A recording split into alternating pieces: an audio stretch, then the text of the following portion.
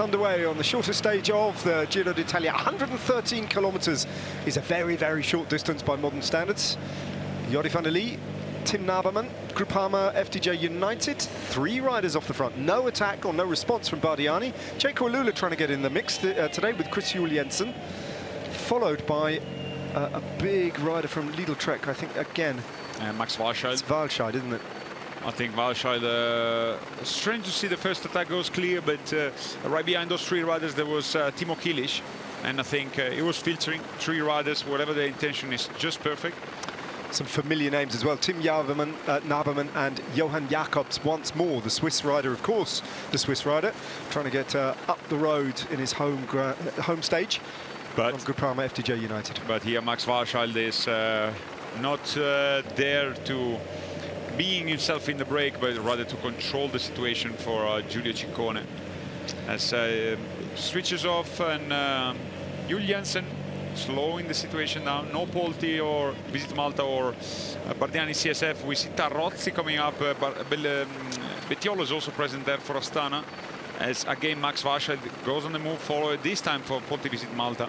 Yes, it was interesting. Walscheid got back on the front and started to motor again, and Jules Jensen just let him go. So rather than drag everybody back to the front, Jules Jensen employed the tactic of just letting the German go off the front. Followed, though, by Ludovico Crescioli. And surprisingly, also Visma Lisa bike. So I think their intention is to have a very little breakaway today. Well, it's a short race distance with a tailwind, so it could be difficult to control if a powerful break goes. So Jacobs, Naberman, van der Lee, Walscheid, Crescioli, and Timo Kilic controlling.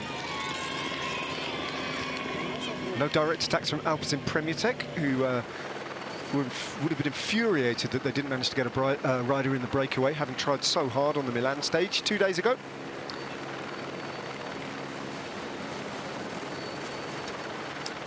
Oliveira in there. And so does the rest of the peloton. Jan Christen with that high cadence, that smooth pedalling stroke of his, is up towards the front. Morgado moving up on the right as if he's trying to find the opportunity to attack. It's 3 riders again. Yeah, it's Jacobs has just gone off the front. He does this, doesn't he, Jacobs?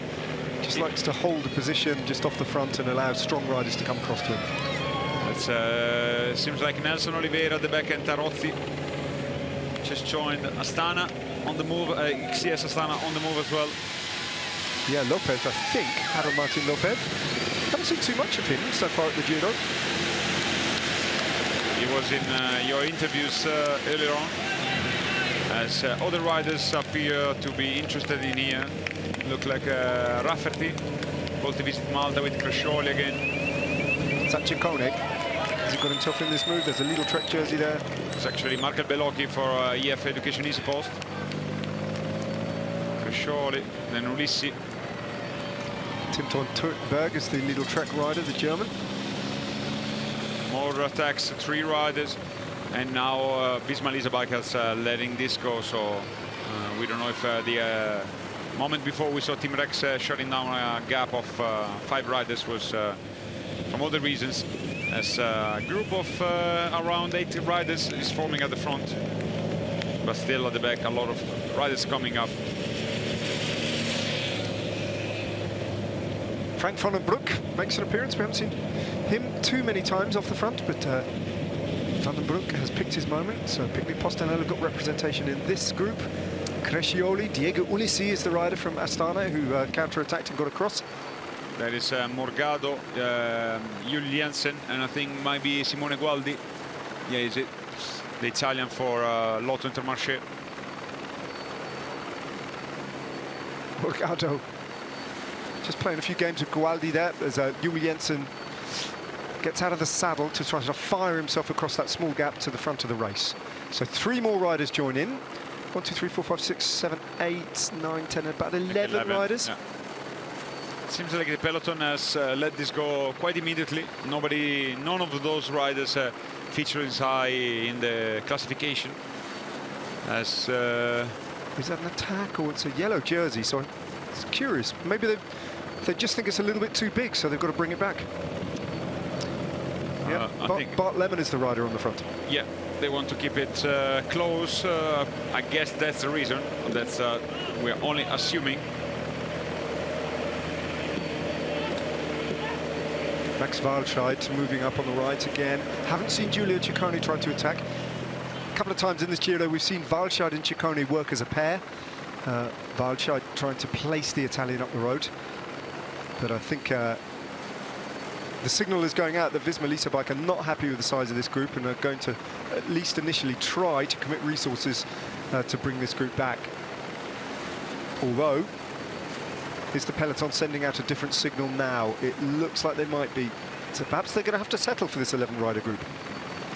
Yeah, he happened quite quickly with just a couple of attacks and a large, not overly large, but a good group was formed, 11 riders. One count for the kilometer spent in the breakaway classification, unfortunately for Tarozzi. You're right, that is a very unfair rule, isn't it? So Oliveira working on the front, Johan Jacobs on his wheel, Manuele Tarozzi, Frank van den Broek, Ludovico Crescioli, Diego Ulissi, Chris Juliensen, Morgado is there, Tim Thorn Teutenberg, the last rider in the line. And one thing for sure, we miss a pure climber in here. So it's going to be very interesting as Max Walscheid is moving himself ahead all alone, now followed by Sobrero. That's or no, Milan. Milan. Jonathan Milan himself. I don't know if it's to control the breakaway. Definitely they have a rider featuring at the front. It's Tim Thorn Teutenberg. He's the wrong rider for Lidl exactly. Track, though, isn't he? Exactly. So the signal's gone out for Lidl Track that today's a day for Giulio Ciccone, and maybe they're just reading the feeling in the peloton, and the sense might be growing that Visma Lease Bike might be happy to let the break go to the line today. And the problem is, like, the clock is ticking for Lidl Track. They're desperately in the hunt for a stage victory, has eluded them so far. So they're probably going to try to reopen a little bit, sparking some attacks at the back. Oh, this is going to be hard, though, isn't it? These 11 riders, straight away they're working well together, with the exception of Tim Thorn Teutenberg, who'll sit on the back. Milan. And those riders on his wheel are not going to do a turn. They're there to police him. And you can see the decathlon rider just waving the motorbike away as if to say, don't bring him back. I saw the motorbikes are also the peloton, apparently. Well, yeah, it's quite a standard allegation, isn't it, when the peloton is thwarted, is frustrated. You often hear that. But it's true, they does influence the race, but it's very hard saying that just at the breakaway, never at the peloton. You know, it happens in both the groups and all the time. So we know it's a huge issue. It's been addressed many times, and so far haven't been really solved. But yeah, it's a bit of a throwback allegation, isn't it? I mean, there was a time, if we're being honest with ourselves, there was a time 25 years ago where, yes, motorbikes were actually genuinely in the way, and often deliberately so. You know, they would manipulate results quite deliberately back. But that's a whole generation or two generations back in the history of this sport. Also, you know, imagine the amount of TV cameras that we have now, and the amount of images is completely different than, as you said, 25 years ago, because of course you see everything is on camera. But yeah, and if the TV cameras miss it, somebody at the side of the road with a smartphone. Yeah, exactly. So it's, I think the other day we were kind of joking some moments ago, but I think the declaration also from Walscheid and Tim Thorn Teutenberg came out of frustration, maybe, and was just given right after the finish line, you know, when you just want to try to find an explanation why a certain thing happened, and probably it was mainly based on disappointment. But nonetheless, it happens. It will happen in the future, but it's not particularly in favor of the front or the back. As Eulalia seems like he's Cavizero. Oh yeah, well noticed. He's got 1 minute and 56 seconds to defend against Giulio Pellizzardi. It's not a foregone conclusion that Eulalia will finish today in white. If Pellizzardi's legs are good, then he's going to put pressure on Eulalia in the general classification, the white jersey standards. Yeah, it looks a little bit harder for Piganzoli, but he's shown some very good legs in the stage of Pilar last Saturday. Well, Well, they're still trying, aren't they? Milan still on the front, still trying to close this gap, or at least bring it down so that we can recharge the race and reboot. It doesn't make an impact because he's all alone in the chase of the 30, this gap of 30 seconds. They want to set up to get closer and closer, allowing Giulio Ciccone to go on the offense and trying to gather. With Walscheid potentially. Yeah, that's why Walscheid is not working, but Ciccone is nowhere near the front, so. Here is the man who won stage of Milan, the Versnes, with so far it was a very good interview by him. Yes, it was. And also the way he celebrated, cool as eyes, as you see in the photo. What a memorable stage to have won for Fredrik Tversnes. Uno X Mobility, their first Giro stage win this year. Their first Giro stage win. Yeah. Not with a rider up the road today, though. Thumbs up for the Norwegian rider. Is going to enjoy a rest day, kind of like rest day. I wouldn't call it this coffee ride, but definitely easy to spending your time at the front as the peloton is slowing down once again. Is all spread through the road. Yeah, Milan, I think admitting defeat there, that one is not something he can bring back. Now then, what's going to happen when Visma Lease bikes start to ride? At what point are they going to start to ride, and with what sort of commitment? We've done just over 110, 11 kilometers. Now the climbing starts reasonably soon. The Torre climb, which is the first Cat 3 climb, they go over the top of that at 80.8 kilometers as it reboots again. And Soudal Quickstep, having missed the move, the next team to launch. It's actually Mikkel Bjerg.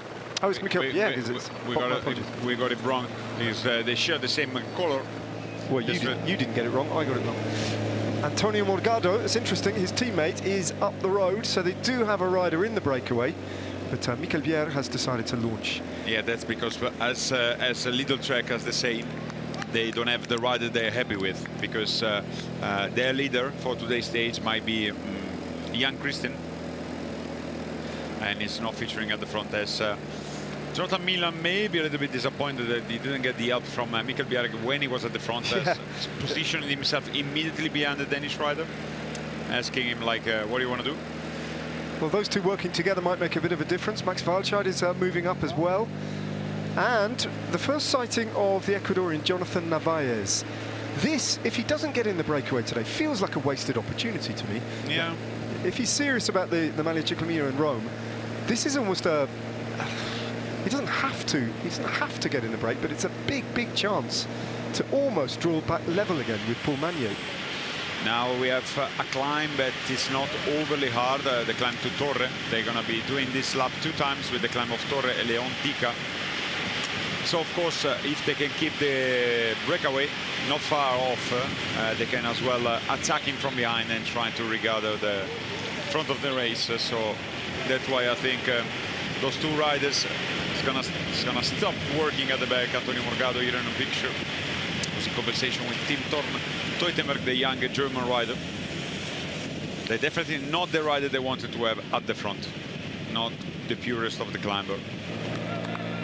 So this is a much more concerted effort now, and Max Walscheid is not waiting any longer. He's going to work with Jonathan Milan and Mikkel Bjerg, three of the strongest rouleurs, if you like, at this point. Although Milan is a sprinter, he's also very just strong.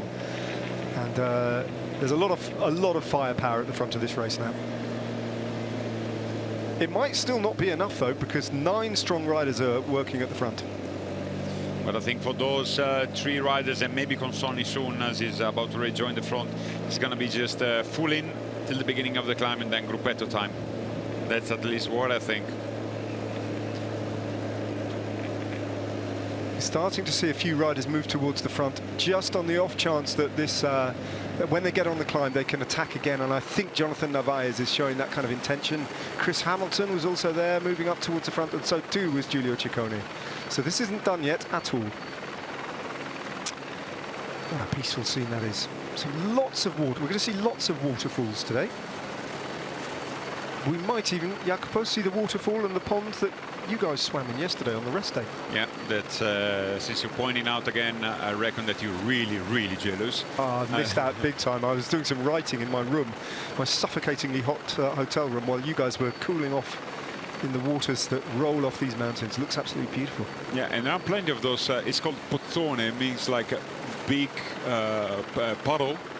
Yep. And is indeed very big, and also was famous for canyoning. How cold is the water? Was the water? Well, it's okay. Was it okay? It was okay. It's very relative, I guess, this information I'm giving you. Our cameraman Massi was crying a little bit that he doesn't have any more feelings in his feet, but he was good for me. Yeah, Massi cries about all sorts of things, though. As Consonni also moved himself at the front. There are now 4 riders. Wow, Lidl Trek really mean this now, don't they? I mean, they've been very disappointed so far. The best result came in the stage of Sofia, thanks to the second place of Jonathan Milan. There was a little bit of skirmish between Van der Lee. I think he has been pushed by one Visma rider. He just muscularly keeping his position, the Dutch rider. It's going to be maybe on the move as well if he gets closer. Well, the Lidl Trek train is starting to have a little bit of an impact on the lead. They've taken 3 seconds. But it's almost a...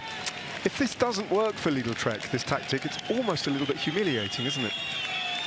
Yeah, it's not the Giro they were expecting, definitely. And also behaving like in this way, you know, getting the wrong rider in the breakaway, and then when the gap is already very big, putting the whole team onto the front is the sort of thing that I think riders must hate if it doesn't work. Yeah, I think it's the kind of moment where it seems like you're not getting the things right as you want to, and you're always being caught in the at the back foot. So then try to make things right as spending already 3 riders, possibly Ciccone and Sobrero is going to be the 2 dedicated riders for such a stage, leaving Derek G.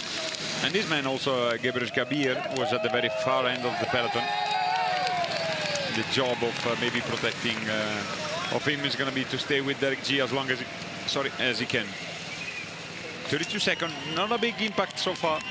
The road itself is going to be, like you see, a gentle drag going uphill. Morgado shouldn't be riding. I don't think he is riding. Certainly you can see Tim von Teutenberg is on absolute duty there, just to sit at the back. Biasca. This is where we stayed last night? Yeah, Biasca? we didn't went there. It was the village before, but a good spot by our helicopter. We were very lazy, and this had to be done by a 30-minute walk. So it was a proper rest day, and we drove to the pond to the next village. But this was also very amazing, as you can see. This was right outside our hotel, wasn't it? Just the other side of the railway station.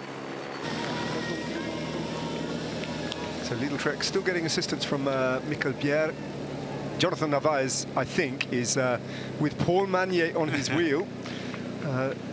So we've got 2 teams now, UAE Team Emirates and Lidl Trek, trying to bring this back. And it's starting to have a big effect now.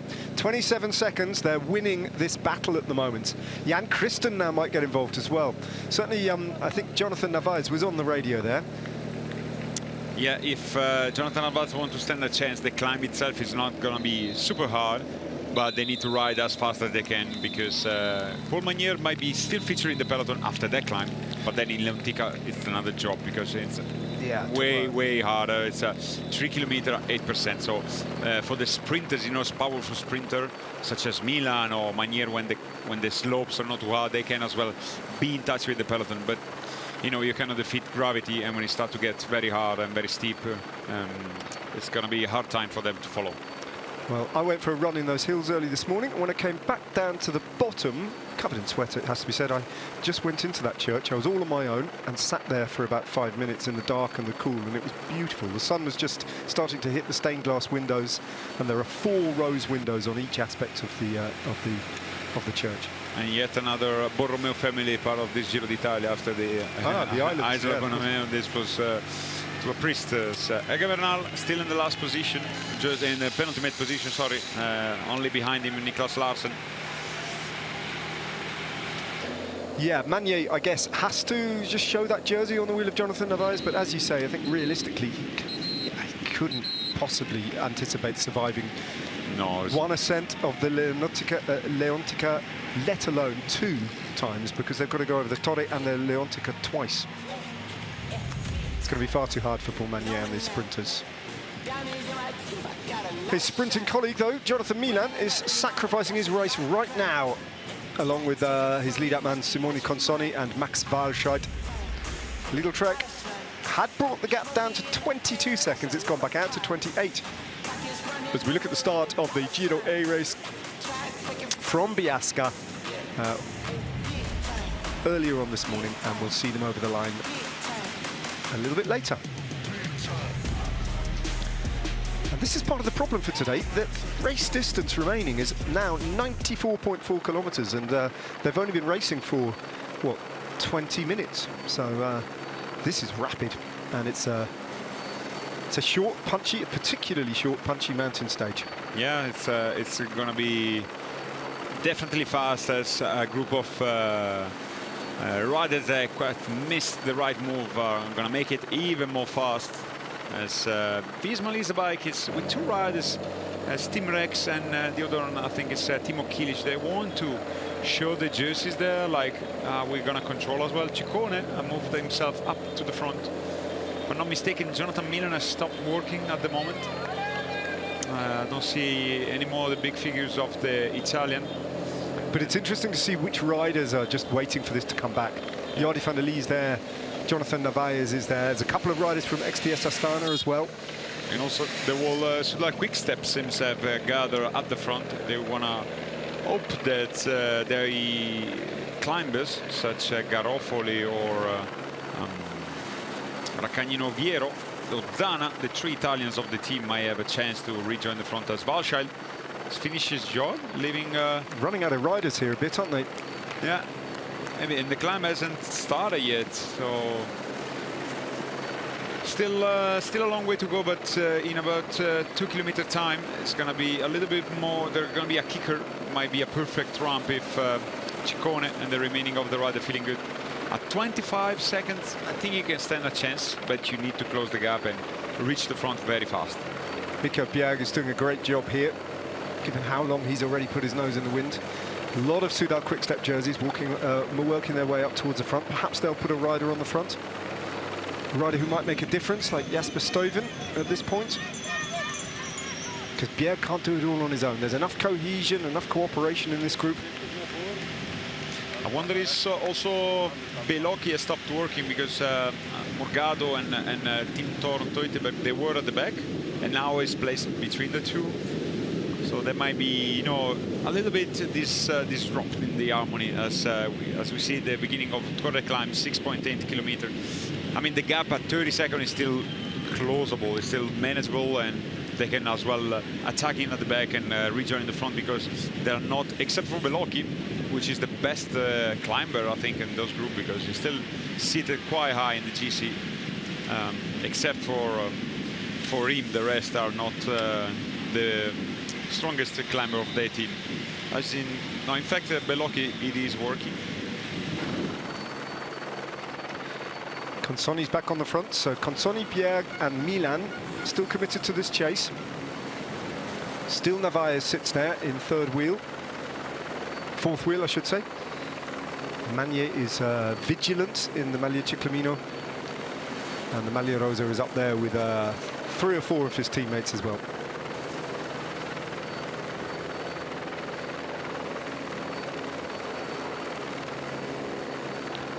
Do you think Sudal Quickstep should commit a rider to this chase if they've got the resources, because they've missed the break? Yeah, but will open up more chances for Narvaez. That's also true. So they can't really afford to. No, also they don't have a pure climber in a sense. You know, I think for tomorrow's stage they're going to be much more involved in the breakaway. Today is the parkour. I would rather see them kind of trying to get away with the minimum energy expense. Well, this effort that's being done at the front of the peloton, the sustained effort from the 2 teams, UAE and Lidl Trek, is keeping the average speed at the front and the back of the race very high. Around about 53.5 kilometres an hour so far as we approach half an hour of racing. Another huge waterfall in the distance, cascading down that mountainside. There it is.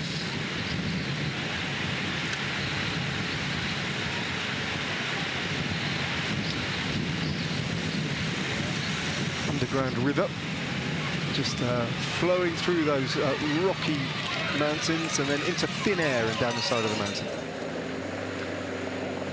Well, this is not the Giro d'Italia that Jonathan Milan would have predicted when he flew to Bulgaria to get this race underway.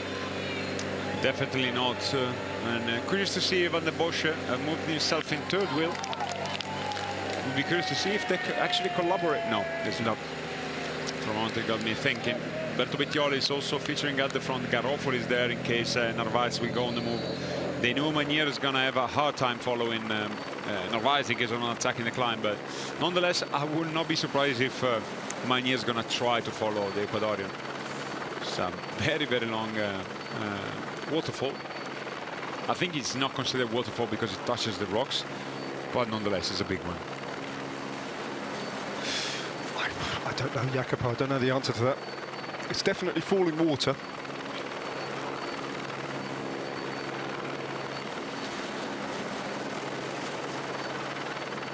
"26 seconds. Just can't make any further inroad into that time gap. As seems like this lowered down a little bit. As peloton is wide open. Yeah, it's bunched up a little bit towards the front. Yeah. But they're not far from the beginning of the climb, so that I will see them just committing till there. As Ben O'Connor at the very back of the peloton, getting himself some ice, keeping his temperature low. Warm day, as you can see already, pouring water over their head, over the back. Well, we know if Jonathan Narvaez's legs are still good, we know what a difference he can make as Jan Christen launches off the front. Oh, Igor Arieta, excuse me. So UAE Team Emirates launch one of their best climbers off the front. Sobrero on the move behind. Ciccone is more waiting, and now he goes as well. So that's the way you can rejoin the front, just going on the attack solo. As we see, already 22 seconds between the peloton, the front of the race and the peloton. This time Van der Lee has closed the gap. Narvaez also, I think, is in fourth wheel, or it might be Jan Christen. No, it's Jan Christen instead. Narvaez is just behind. Yeah. That is, UAE is swarming all over the front of this race at the moment, aren't they? Yeah, they don't have to do anything else. Yep. I mean, they just have to go and place themselves in the breakaway, as the gap is has gone down by much, and we are yet to begin the climb of Torre. Yeah, this really does change everything. The peloton now at 14 seconds to the front of the race. We're going to relaunch and reboot this race 3 kilometers from the start of the first climb, the first of 5 categorized climbs today. As Bart Lemmen from Visma Lease Bike is there policing the situation. But the revamped peloton is going to provide a perfect launch pad for, you know, much more pure climbs. It's actually a group has been formed. Big group. Yeah, roughly there were 20. Very big group when you consider that there are 11 riders off the front as well. As they enter the circuit. Now, it's not often on a mountain stage, if we're going to call this a mountain stage, which it kind of is, that you get a circuit, but that's what we're presented with today. 4 climbs packed into just over 30 kilometers. The Torre, Leontica, Torre, and then Leontica climb. And they go over the top of the Leontica for the first time at 80.8 kilometers, so in 8 kilometers time, and for the second time there'll be 47.5 kilometers remaining. That is the second group on the chase, roughly 20 riders. Seems like the peloton has slowed down. For Visma Lease Bike was Bart Lemmen. Inside it is Red Bull Bora Hansgrohe controlling the situation. Does it look like they're really chasing? Whether to be seen. Vergallito for Alpecin Premier Tech. But soon there can be a forming of a very large group of 30 riders as Jonathan Narvaez pressing still more power on the pedals. Followed by Fabien van der Bosch. This group is at 16 seconds to the front of the race. Although it looks like it's a little bit less than that now. No, that's the front of the, what remains of the peloton. That little group off the front is not too far away. It's a little bit disorganized. Yeah, because there is not a great collaboration in the first chasing group down the road. As you see, they stop, they look around. Actually, 2 riders for Visma Lease Bike. The other one is Timo Kilic, as Aular, Van der Lee, Ciccone. It's quite disrupted here, the action from... All the good climbers, though, are featured there who are off the general classification. Enric Mas, Aina Rubio is there, Jordi van der Lee is in that group, Jonathan Narvaez, Giulio Ciccone is in that group, Sobrero. Yeah, it's definitely packed with talent. Filippo Ganna also featuring in here. Lorenzo Rota, it's large in number. Jefferson Cepeda is there. Ben Turner in there. A lot of movie star representatives, of course. But it seems like there's not really collaboration. But nonetheless, they just very close one each other. As Bahrain seems like they want to control and ensuring they gonna get back on the first chasing group here at the back with Jonathan Milan and Narvaez, followed by not Magnier but two teammates of Magnier, because I think it's Van den Bosche and Garofoli, isn't it, who've gone with Jonathan Narvaez. But they're gonna have a very hard time later on following this the attacks from the Ecuadorian. Yeah, he's on a mission, Jonathan Narvaez, to deprive Paul Magnier of his Maglia Ciclamino. Whatever happens, I don't think, well, you never know how it might play out if this group goes all the way to the finishing line. But the first objective is to get to the intermediate sprint at Ljubljana. I think it's fair to say, without taking anything away from the pure classy rider, which is Narvaez, that it's almost impossible for the Ecuadorian to win on such a finale. He's not a pure climber. It's just, you know, punchy and strong, and he can hold on in certain types of climb, but the last one is it's too steep for the likes of Jonathan Narvaez. Yeah, although Jacopo, he doesn't need to have to win, does he? He just needs to have to place in the top 10 and they pick up points, maybe enough points to take over in the lead of that competition. Yeah, with the intermediate sprint he can reduce by much the margin. He is now sitting 14 points down on Paul Magnier at the moment. Looks like these three groups off the front are about to come together. Antonio Morgado looks around at the back of the front group, just on the wheel of Chris Juul Jensen, and he sees that he's got a teammate coming up the road. I think it's Jan Christen, with two Movistar riders, Rubio being one of them. A little bit further behind, though, that's the Ciccone group with Jonathan Narvaez, and there the collaboration doesn't seem to be working properly. Aular is the other Movistar rider, with Aina Rubio. Those riders get across. And we are at the beginning of the climb. And here's the start of the climb. And that's the peloton. Oh, no, it's not the peloton. That's still that, well, have to call it now the second group almost on the road. Yeah, the group with the Narvaez and all the remaining of the chasers in a way. But they're about to be joining the front, because now with the climb it's just going to be about riding hard and trying to reposition yourself at the front. Torre, as you see, is not overly demanding. But remember, we are into the third week, and even a little bridge can cause a lot of troubles. Here back at the front of the race. It's not really everybody's working at the moment, as you see. It's less cohesion than it was before. All because all the riders up here have different intention, different roles in a way. So Narvaez is about to rejoin the front as well. And when these two groups come together, we'll have 25, 30 riders off the front. Yeah, even more. So going to be a very large one, a large group. The attack's coming thick and fast. Nelson Oliveira just nipping off the front of the front group as those groups coalesce now. We've got a second group on the road coming across, and it's nearly there. As you see, the speed they're climbing on this is quite fast. It's a big benefit from drafting on gradients like this, isn't it? Yeah. We're going to be featuring this very climb in something like 20 kilometers from now, as the loop is not too big, as Consonni and Balshed at the back. Now the groups of attackers and chasers are melting together. And the peloton's not too far behind either. No. Oliveira just sitting off the front of this group, which is very big now. Gualdi going on the offensive. Jonathan Narvaez up onto the wheel of Chris Juul Jensen up towards the front. So that's the front of the race, and that's the peloton only about 5 seconds behind. Riders just attacking off the front of the peloton to make it even more off the front, but it's Visma Leasebike shutting this group down now. I think that is Team Torn Teutemer getting distance from the breakaway, but many guys launching an attack at the back. Remy Cavagna rejoined the front of the race, one of the riders featuring this early attack as Jonathan Milan. Speed distance with his teammates. They have to try to regain the peloton, because otherwise it's going to be a very long day for them. More attacks coming, NSN also on the move. Another movie start. It's Aular actually was part of the breakaway. Getting fully chaotic now, isn't it? Yeah. At the front. Chris Harper trying to move. Harper is a dangerous rider for some in the general classification, still there or thereabouts.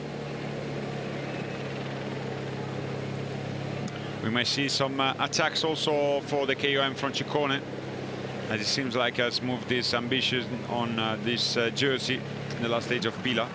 Narvaez is just sitting on the front and keeping a high pace here, because I guess what he wants to do, Jonathan Narvaez, Jacopos, is just bring a group of 5 or 6 riders clear when eventually this group is shut down. That's not the end of the possibilities for all these riders off the front. They just need to get a smaller group that Visma Leasebike will be happy with.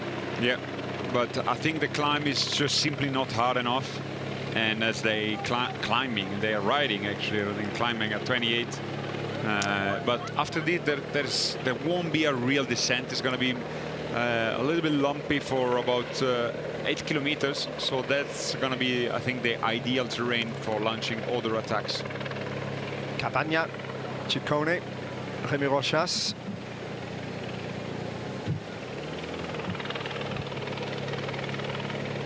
And effectively, this is the peloton now.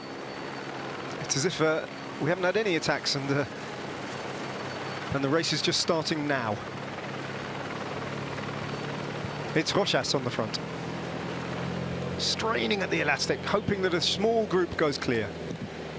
This time Bart Lemon is letting this go, but Van der Lee is immediately there. Alan Hatherley is there, the South African as well, for Jaco Alula. And Rubio. Jordi van der Lee in the blue jersey, hunting down King of the Mountains points up towards the front, 2.2k to go. 9 points available at the top of the Torre climb. Ciccone and Jordi van der Lee, a little battle of their own for King of the Mountains points. Bart Lemon looking round. Jonathan Narvaez is on the wheel there of that second group. Another gap is opening up at the back, right in front of the Maglia Rosa, which is more than happy to let this go. So Manier won't be in contention for, you know, endangering the moves of Narvaez. Big move here from Hatherley. Ciccone's doing a lot of work. Jordi van der Lee's reading that well. Polti visit Malta with one rider there. Aina Rubio is also in that group of some 9 riders at the front.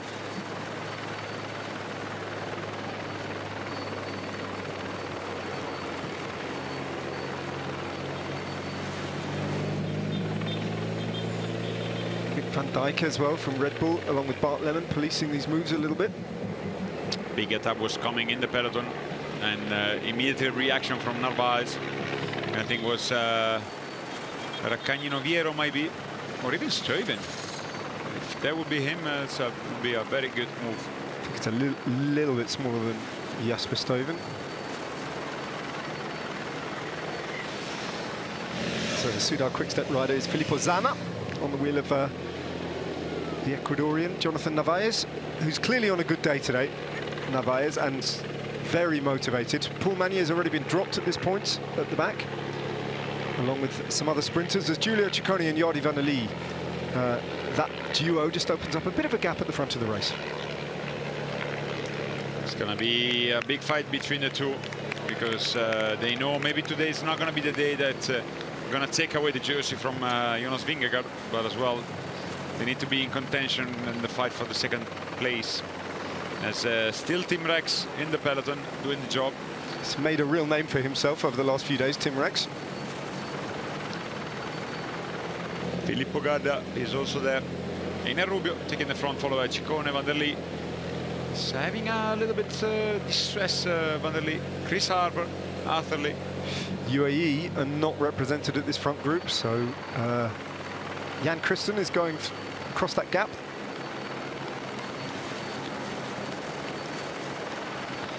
The Swiss rider. Groupama FDJ have missed it as well.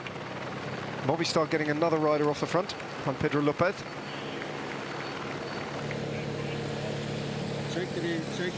This feels like it might begin to feel like it's got the makings of a breakaway, although Chris Harper sits in 13th place in the general classification, 7 minutes and 58 seconds down.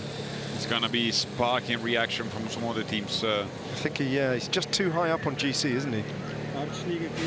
Yeah, because he's very close to Piganzoli. Bergio also, not completely out of sight. As also Groenewegen has been distanced at the back of the peloton. But the peloton is not far, as you can see. Strong wind is blowing. Look at the flags at the background as they already overtook the 1 kilometer marks for the KOM. As Van der Leyen having a little bit of a hard time following Ciccone here.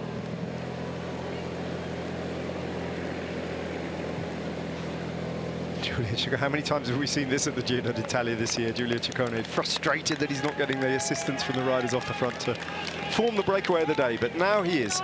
Chris Harper, great form.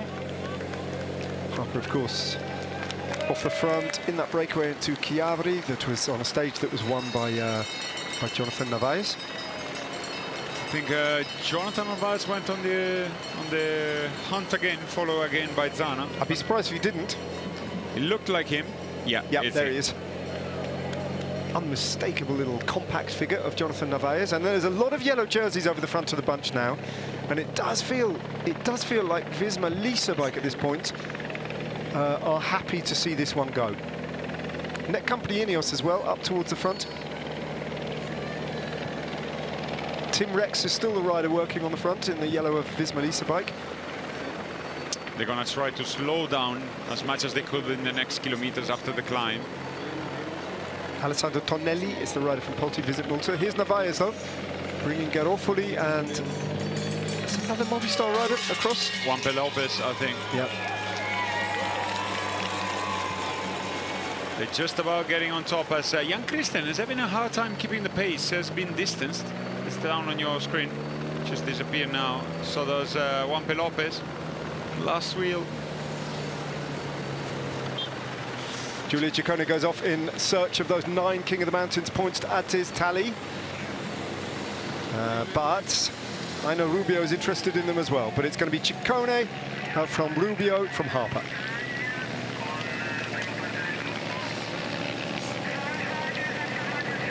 Let's check the time gap for the peloton. See if we're going to be able to see the peloton crossing the line. It's already opening up. I think it's we're about 20-25 seconds there about. So Giulia Ciccone on the road now, moves into second place in the general classification of the Mountains jersey, and he moves to 84 points to Jonas Vingegaard's 171. Rubio also picking up points, going from 53 to 57.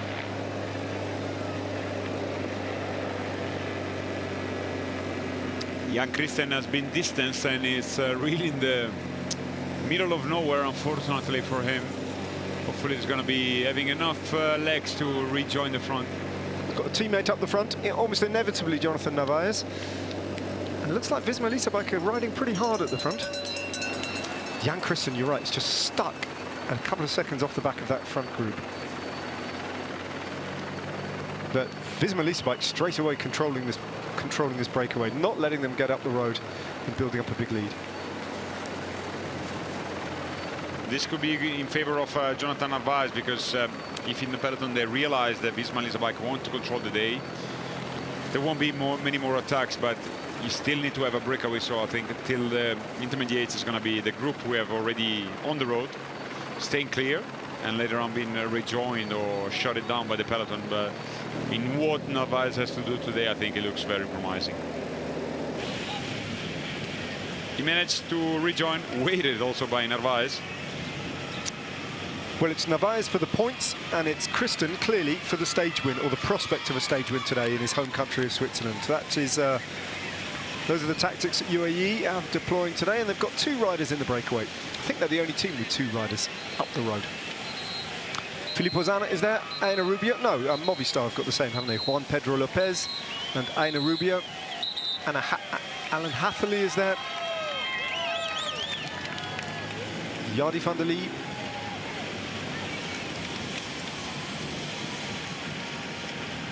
Frank van den Broek for Picnic Postanel. Diego Ulissi, also in that move again. He was in the earlier move of the day. So good ride from the veteran Italian. Visma and Lisa Bike are, for now, letting this group go, and that might be the end of the early attacks, at least for now. Yep, it looks like they want to control the race today, the stage. Seems like from the strength and the power they were using into this kind of chase or controlling moment, their intention is to go for the stage today.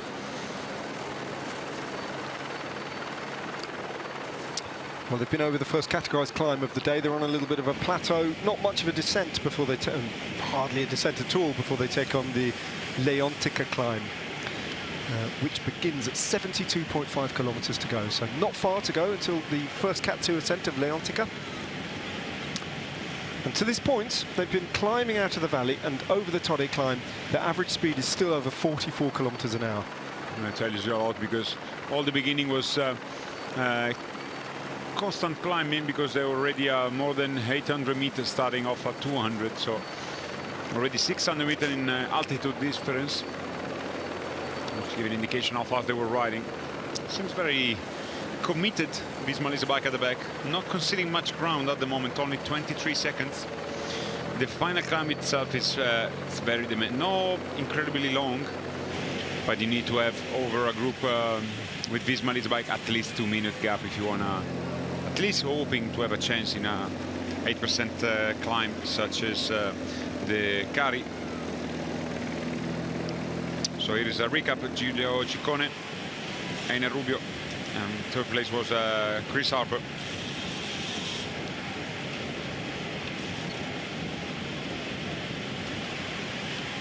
Leontica climb, Leontica or Leontica? We should have asked our colleagues from Swiss television. Nonetheless, it's going to be starting soon, and that's a mighty and quite hard climb, I have to say. Not overly long, 3 kilometers, but a steep one.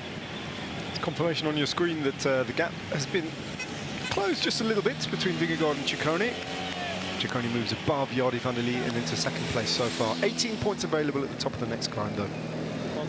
In theory, if Ciccone were to take every climb on today's stage and win the stage, he would go into the lead in the King of the Mountains competition. It doesn't look like Visma Lease Bike is really conceding anything to the breakaway today, or at least what it looks now.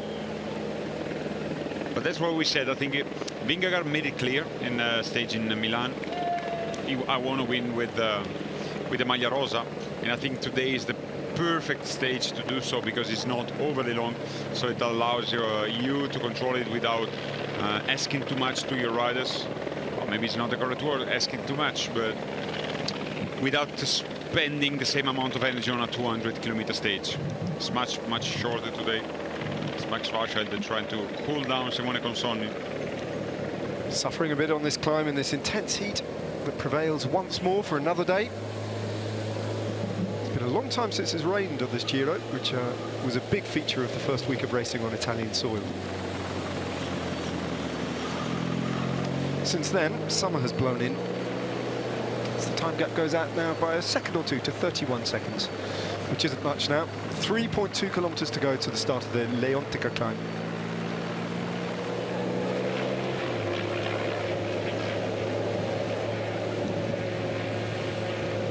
Back in the peloton. All yellow, the front of the race. Except for the man in pink. Riding in fifth wheel, Jonas Vingegaard, signalling that he wants a fourth stage victory. It's the fourth time in this Giro d'Italia that we've finished with a uphill Category 1 summit finish. Starting, of course, at Blockhaus when he struck for the first time. And if he takes another victory now It'll be win number 4 at this Giro, with a couple of opportunities at least still to come. They lost Wilco Kelderman very early on. Yeah. After the crash on stage 2, he rode on for the next day and then abandoned.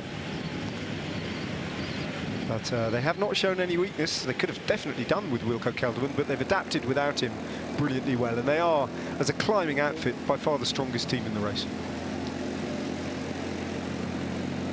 Little recap on your screen of composition of the 13 riders present at the front. Jan Christian, as you pointed out, might be the car for UAE Team Emirates for the stage victory, but it doesn't look very good. I think it's a first Grand Tour for the young Swiss rider. It's a little bit into the unknown. I mean, he managed himself to be up front, but in the last part of the climb, it looked like he was in a bit of trouble. It's going to be interesting to see how his body going to react to third week of racing. Yeah, it's interesting, isn't it, Jakob? I think our expectations of young riders are so stratospherically high these days that we just assume they can go to a Grand Tour and produce brilliant performances. Yeah, and winning immediately. Yeah, because we've seen it happen so many times. But the effects on the body of 3 weeks of hard racing are always going to be unpredictable. Especially in the heat, like the riders they've been enduring since the stage of Chiavari.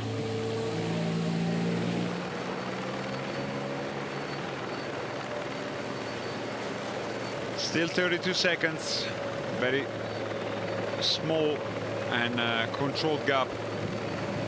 Eventually they're gonna slow down a little bit, I guess, the Visma bike, allowing the peloton, the breakaway, to move a little bit on a bigger gap. But they're trying to bossing the situation.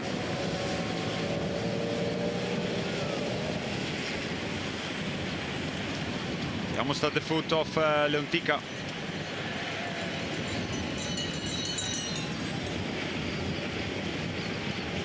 Jonathan Narvaez is so race smart, he's so economical, and he's sniffed out the right move again. And it's Paul Manier's worst nightmare, this, isn't it? He's up against a formidable opponent in Jonathan Narvaez. Because it's not just how strong he is, it's how tactically clever he is. And just picking his moment, knowing when to make that telling effort that will cost him, but he does it for a reason. He very, very rarely does big moves for no reason. Yeah, I think he's also racing with this attitude as they're approaching the climb. Tight right corner, and oh yeah, that is very narrow, isn't it? And very steep also, 8% average. Yeah, coming back on Narvaez, I think he's racing. He has definitely some skills when he comes up to deciding the momentum or the moment to launch the attack. And nonetheless, I think he's having a very good time here at the Giro d'Italia. And when you're feeling good, when you're feeling strong, you just wait for the good moment, because you know your legs can always sustain what you want to do. As the peloton as well, started off immediately very hard this climb to Leontica. 8.5. It's a little correction what I said. It's more than 8, almost. Yep, maximum gradient 14% over these 3 kilometers, so a very severe test. And that peloton is not far behind, is it? No more than around 30 seconds. Visma bike keeping this very, very tight indeed. And that's the only thing that could thwart Jonathan Narvaez here. Although even then, I don't know, if they bring it back somehow, this breakaway. Well, we'll have to wait and see. For now, though, Visma bike are just holding the break at just over 30 seconds. Yeah, I think they're going to wait, because after they're going to be, just to repeat, it's going to be another lap, where the large second part of the group is approaching the very same climb. Later on, they're going to be featuring again one another time the climb to Torre and then Leontica. Before a long descent, it's going to be for 25 kilometers before approaching the foot of Cari. Long time, a long section where they can make a huge difference over the breakaway. I think this moment is just to allowing them to move clear. But again, what a ride by Team Rex. Yeah, he's not gone into full T-Rex mode yet, has he? No, not yet. Not yet. More riders getting distanced. It's Bellocchi. That's what third week does in the legs of riders. Really finding out what this is all about. Rasmus Pedersen along with him. He's going to have plenty of time to improve, as his only his very first Grand Tour. Is still at 20 years old. He's going to be 21 this year, but very, very young rider. His father was in Milan. I don't know if you saw him. José Bolocchi, wasn't it? Before the stage started, he was around talking with Cartelli. The two were opponents back in the days. So Tim Rex doing it again, doing it all over again, putting out 400 watts on this climb, and holding a very, very good breakaway at 37 seconds. Meanwhile, at the front, Chris Harper, who's on good form, takes Giulio Ciccone and Jordi van der Lee with him, and they've opened up a bit of a gap. Yeah, and the background is Aina Rubio's trying to regather the front, but look at Narvaez. That reaction from Narvaez. It's just rocketing. Every time he hits the front, it just launches like an incredible attack. As at the back of the breakaway again is Josh Kench having a little bit hard time following, as well as Tonelli and Jan Christen. But Narvaez looks just so in control. Comes across with Filippo Zana on his wheel. They've got a bit of a gap over a second group with Chris Juul Jensen and Aina Rubio, as Juan Pedro Lopez's teammate is in a bit of difficulty looking back. And Christen, yep, as you say, maybe not on the best day. At the back, though, it's Kench and Tonelli. As the front group falls apart somewhat, and that acceleration at the front from Chris Harper just adds another 4 seconds to the disadvantage of the peloton on this climb. 1.5k to go of the Leontica climb. Jonathan Narvaez looks like he's very much in control of his own efforts, and yeah, I mean, what can you say? Just look, every time there is a gap opening up, eventually when he sees that it's not just a gap because they're looking around and it's going to be closed down, he just launched a powerful move and just found himself at the right position once again. Here at the back, Juanpe Lopez maybe overcommitted in a particular moment, fading a little bit now, being behind Jan Christen. Ahead of them, Frank van den Broek and Diego Ulissi. Jordi van der Lee's struggling to get across to the front of the race, where those King of the Mountains points look like they might be going away from him, or the big prize of 18 points. It's going to be hard to imagine from here as Jonathan Narvaez slots onto the wheel of Giulio Ciccone. Ciccone, Harper and Narvaez on very good days today, and so too is Aina Rubio. Filippo Zana following for now. Jordi van der Lee under real pressure, struggling to shut that gap down and get across to the 4 riders at the front. The 5 riders at the front, I should say. 1.1 kilometers to go. Still, van der Lee just sits at 4 bike lengths off the back. Chris Juul Jensen's got across to Frank van den Broek and Diego Ulissi. Jan Christen has Juan Pedro Lopez for company. That's the 3rd group on the road. Harper's doing all the riding here, though. And again, this is not dissimilar to the Chiavari stage for Harper, because he's in a general classification race here, isn't he? To place himself potentially back into the top 10. Yeah, he's racing very good. He just lack a little bit, you know, compared to the best GC contenders. But I think it's the first time he's targeting a top 10, and so far he's riding very, very good. Christen, not his best day today. Maybe the 3rd week is finding the young Swiss rider out a little bit. Alan Hatherley as well. Peloton is gently losing ground. He's off on the pedals a little bit for Tim Rex. He knows he has still a long day ahead of him. It's just 70k, but we're into the 3rd week, so the fatigue is there for the younger Belgian rider. Curious to see Bahrain Victoria is also in control of the front. I mean, they have now they don't have anymore any duty to do, but nonetheless they've been participating into the chase and showing the jersey at the front every time there was it was needed or they want to be. So again, a good show of attitude from the Bahraini squad. Jordi van der Lee is still just suffering in that position that he took about a kilometre ago, just off the back. Josh Kench been already brought back to the peloton. There's also another rider who's discovering what does it mean racing for 3 weeks. Jordi van der Lee's got back. So chapeau to the Dutchman. Alongside Giulio Ciccone now, right on time, because we're only 500 meters from these two riders dueling for the 18 points at the top of this Cat 2 climb. That's a very resilient and plucky bit of riding from Jordi van der Lee. Ciccone, though, has him in sights in that blue King of the Mountains jersey that he's wearing on behalf of Jonas Vingegaard. And Diego Ulissi brings Frank van den Broek back to the front of the race as well. So this group swells in size. But the battle in the next 300 meters is between the two riders on the front, between Jordi van der Lee and Giulio Ciccone. It's going to be very hard for van der Lee to hold off Ciccone. So Ene Rubio is also going to be part of the mix. Just Zana at the back, Narvaez, Chris Harper. They're all in there, but the fight for the points is going to be among the first three riders in the breakaway. It looks very close to each other, the groups are already. It's a minute between the front of the race and the peloton behind. Still led by Team Rex.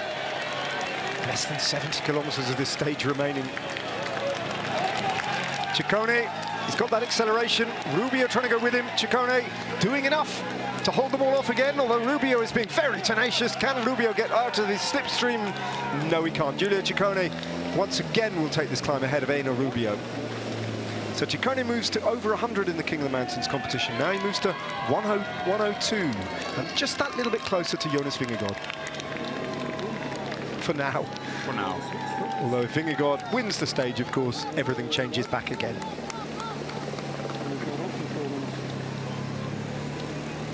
Ciccone's investing a lot of energy in the King of the Mountains points. These two riders, Lopez and Kristen, have still got a kilometre to go to the summit of that climb. No, it is the top. Oh, that is the top. Yeah. Thank you. Yeah, I thought that couldn't be the case. They're not far off the peloton, so soon they're going to be rejoined, be brought back from in the peloton. Chiesa di San Giovanni Battista, very ancient one.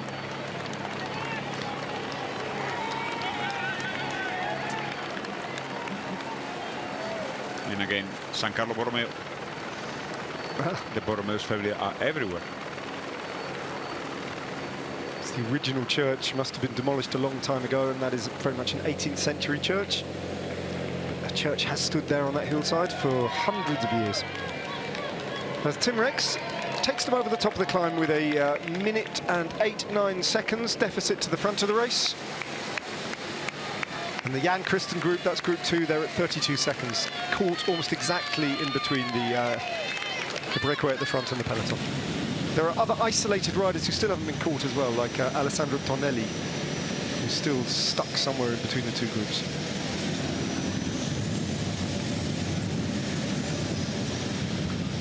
Ciccone opened up a little bit of a gap with that sprint, and it's a big enough gap for the motorbike to slot in behind him, so he's gone clear, and he's on his own now at the front of the race, Giulio Ciccone. I don't know if it's a good call right now. Maybe he just want to put all the riders on the edge, because still a very long way. Now they're going to be climbing almost immediately to Torre, but after a second time up to Leontica, it's going to be descent and a long part on the valley, which if you're alone, you're going to be spending a lot of energy before the climb to Cari.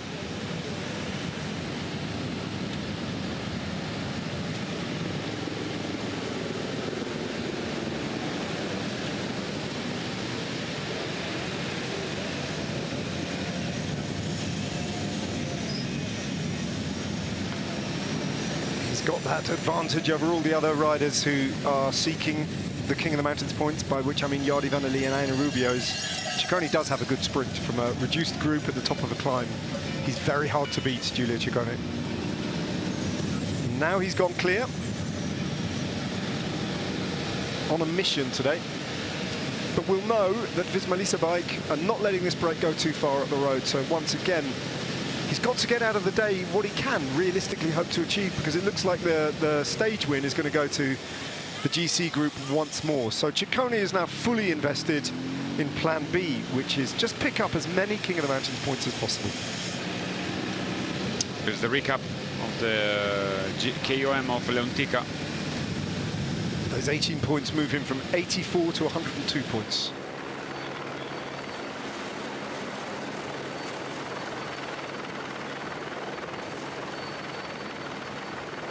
Of course, if Jonas Vingegaard wins today, he'll move to over 200 points. So still a mountain to climb, literally, to claw back Vingegaard's lead in the King of the Mountains competition, if this all plays out as the Maglia Rosa is expecting it to. That's Chris Harper. And I think Jonathan Narvaez. There we go.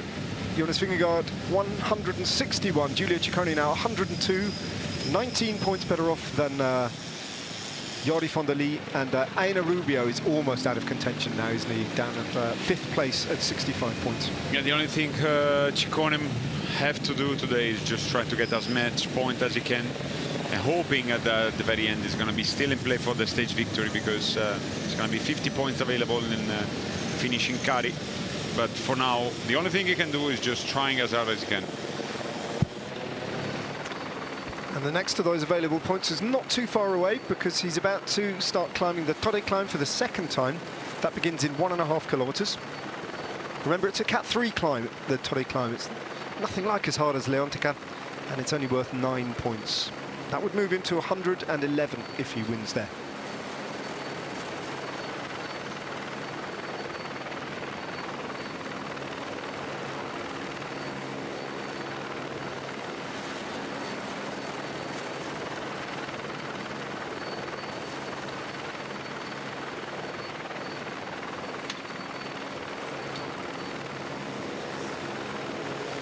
There's Ciccone. Now, how far back is Harper?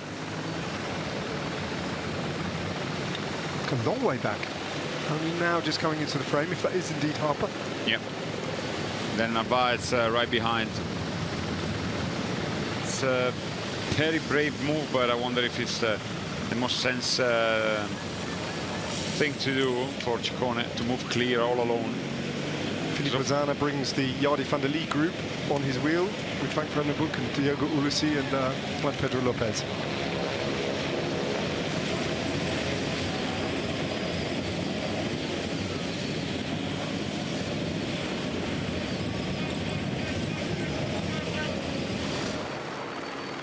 Yeah, it's an audacious move from Giulio Ciccone. Banking, I guess, that the tailwind will help him to stay off the front. But on this circuit, of course, it's not just tailwind that he's going to be facing. He'll be into a headwind at certain points as well. Yeah.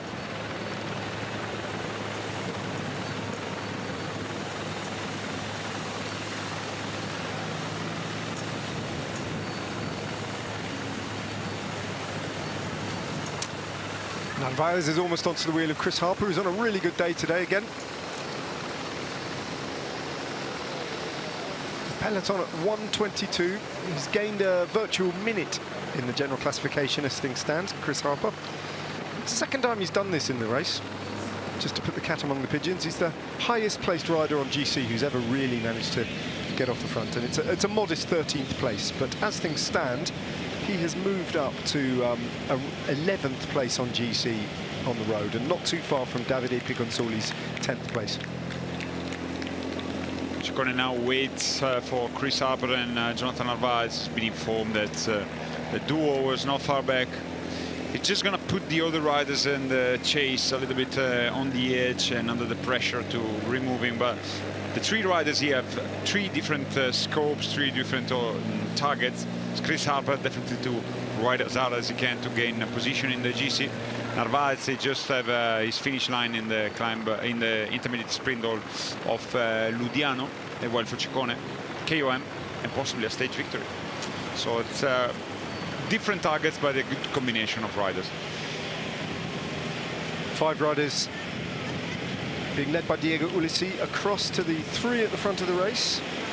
We could still have an 8-rider breakaway.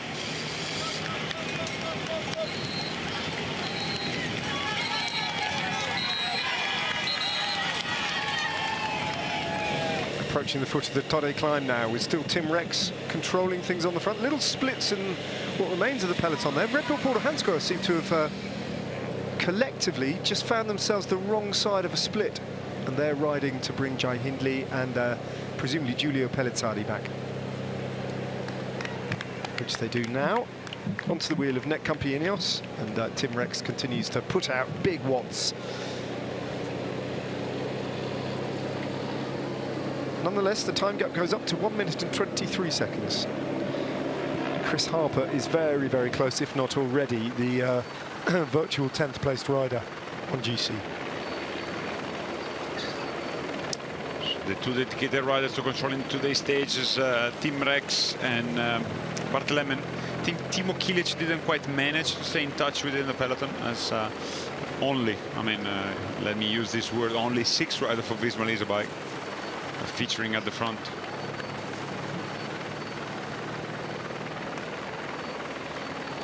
Looking up the valley towards the Gotthard Pass, deeper and deeper into Switzerland, towards Zurich. The wind at their backs, blowing them up now towards the foot of the Torre climb. Ulissi with Jordi van der Lee on his wheel. They haven't got across to the front of the race yet. Zana doesn't look like he's got the legs to follow, for now at least. Just riding his own pace and hoping it's enough if they ease up a little bit at the front for him to get back in the mix and onto the front of this bike race.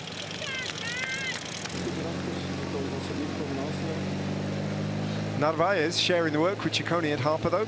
His motivation lies at the intermediate sprint of the day at Ludiano. That's at 38.3k to go.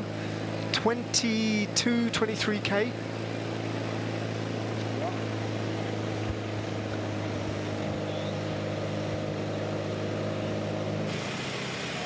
Oh, Frank van den Broek is dropped as well.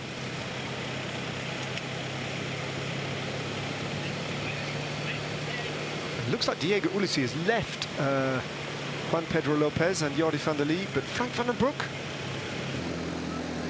I think struggling to remain in contention. Yeah, it was the first time we've seen him on the attack. Sorry, Ulissi's actually made it across already from that 5-rider group. And maybe not the best legs for Frank van den Broek. A bit short in energy, possibly. Einar Ruby is also trying to use the slipstream yet again. Motorbikes. It's going to be a joke that's going to be lasting for many days for me and Neds, I guess. That's Van der Lee's really trying to tuck himself down on the bike, on the frame, and in order to rejoin, but it looks like it's going to be a very tough battle for him to beat Ciccone in all the sprints that lays ahead of them. I wouldn't rule out him getting across to the front of the race, because he's very, very pugnacious. He doesn't give up. He knows how to suffer, Jordi van der Lee, and he's in good form. But even if he gets there, it's Giulio Ciccone is that much fresher than him today, and he's got that much more sprint at the top of the climb. But he's battling on Jordi van der Lee, although now he's looking round. He's had to do this twice, and this time it looks a little bit more terminal for the Dutchman, wearing their blue King of the Mountains climbers jersey on behalf of Jonas Vingegaard, but conceding second place quite emphatically in that classification today to Giulio Ciccone, who's off to make it 3 climbs out of 3 so far. The climb for Torre is only 2 kilometers from here.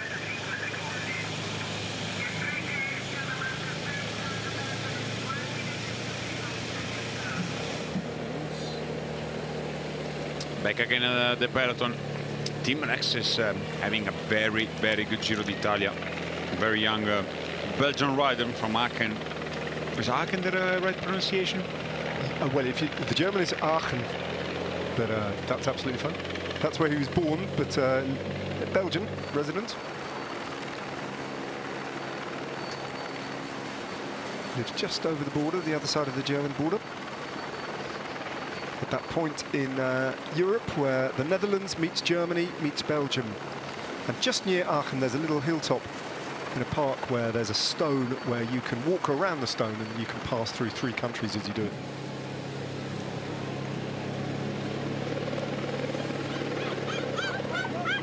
Rex getting cooled down by Bart Lemmen. Not very lucky with the bid on the kids being thrown and jumped back in the peloton.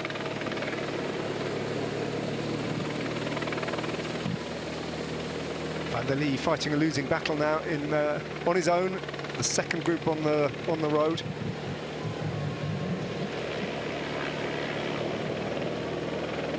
And as you'd expect, Tim Rex is losing time very, very incrementally, not fast at all. But he is conceding time from the peloton to the breakaway. It's a question of how much they can afford to concede on this short, sharp stage. What do you say? From my point of view, I think if they start the last climb with 2 minutes, 2 minutes 30, it's still going to be fine for the peloton to rejoin the front. It's very hard. It's 8% average, as Van der Lee seems like he's really cracking at this point. It doesn't really have the legs anymore to follow and try to chase the front of the race, which all of them looks very much in control instead. Yeah, this is a very elite selection of that big initial breakaway. It's been whittled down, and now we've just got 5 remaining, really. Enea Rubio, Jonathan Narvaez, Chris Harper, Giulio Ciccone and Diego Ulissi. A lot of Giro d'Italia stage wins. In fact, every single one of these riders has won a stage of the Giro before. In the case of Narvaez, 5 times, Diego Ulissi 8 times, Giulio Ciccone 3 times, Rubio and Harper have both won 1 each. It's quite impressive, isn't it? So that's, what's that, 16, 18 stage wins between them.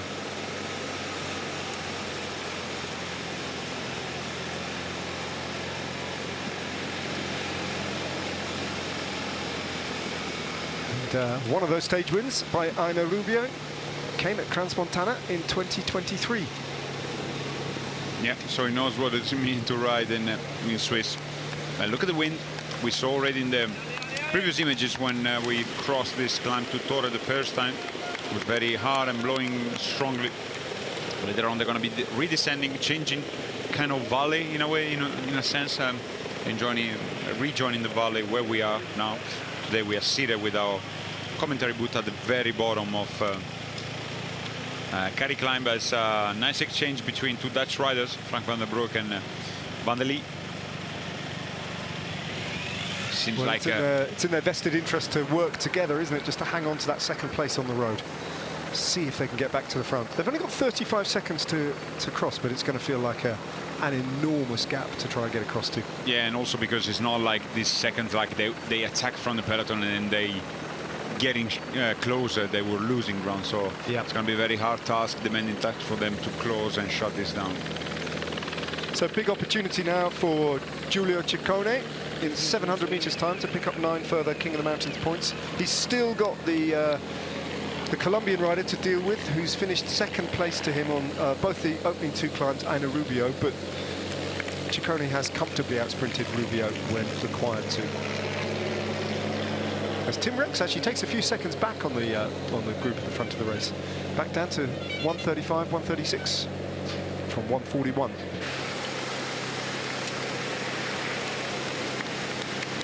Some riders having a little bit of a hard time following this Jonas Rouge.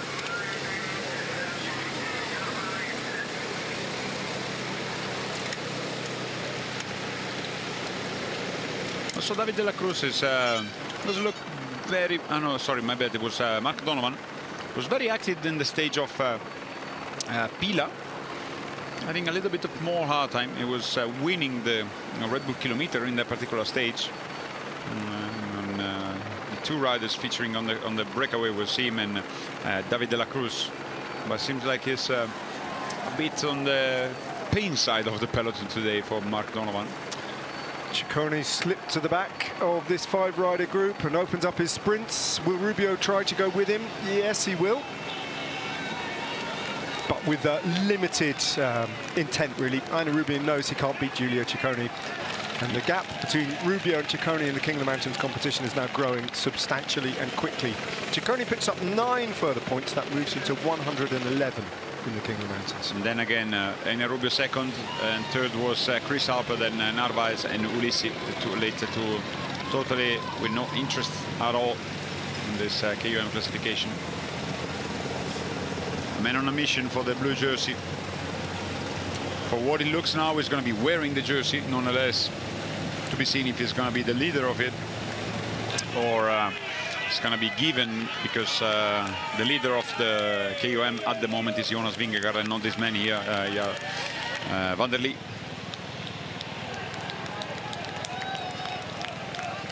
Crossing the KUM at 42nd. I think it's going to be game over for Van den Broek and Van der Lee, the 2 Dutchmen, 2 Dutch riders. Tim Rex has done a phenomenal climb, hasn't he? He's brought that time gap on this climb back from 1:41 to 1:33. So Rex on his own, the Belgian, moving faster than the 5 riders at the front of the race. 58 kilometres to go, that's all there is. We're at the halfway point in today's stage already, or thereabouts.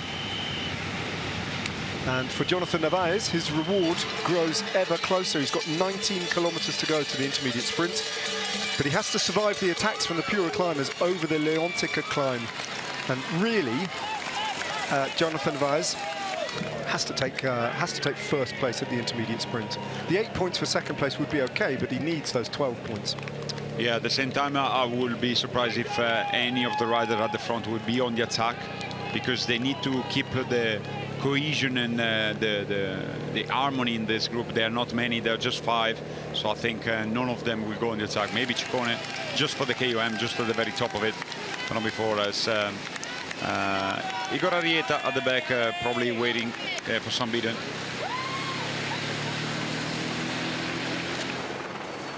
Peloton is in a very long line,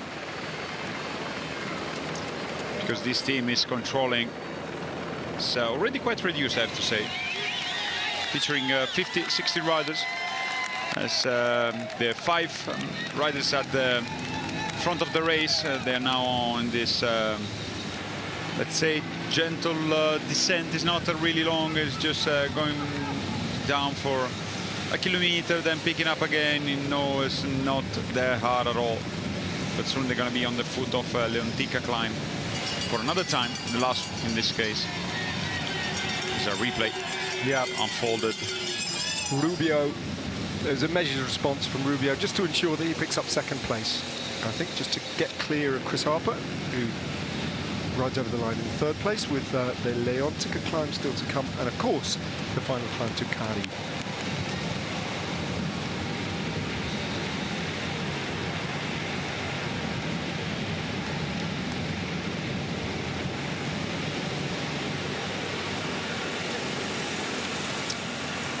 Again, Ciccone asking what's the gap, but he doesn't know. The Dutch or from Belgium.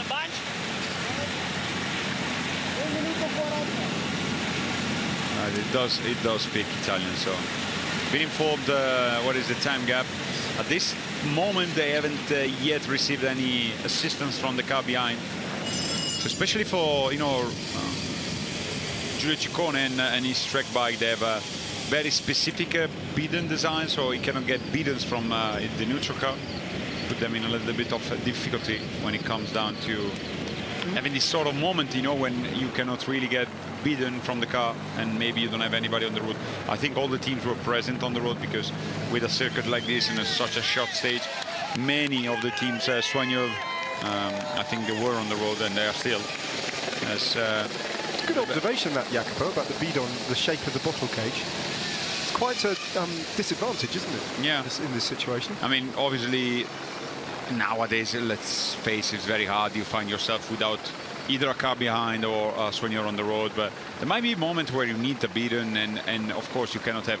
Of course, you can always ask and put in the pocket or behind the back, but maybe not the most comfortable position. Or just drink it and throw it. Yeah.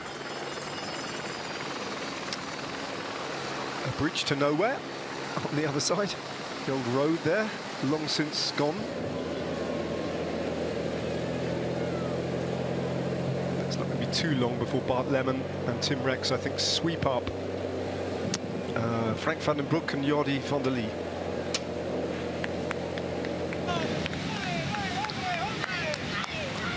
.4k to go before Leontica for the second time. That's also the reason you see now in the images, it's not very steep.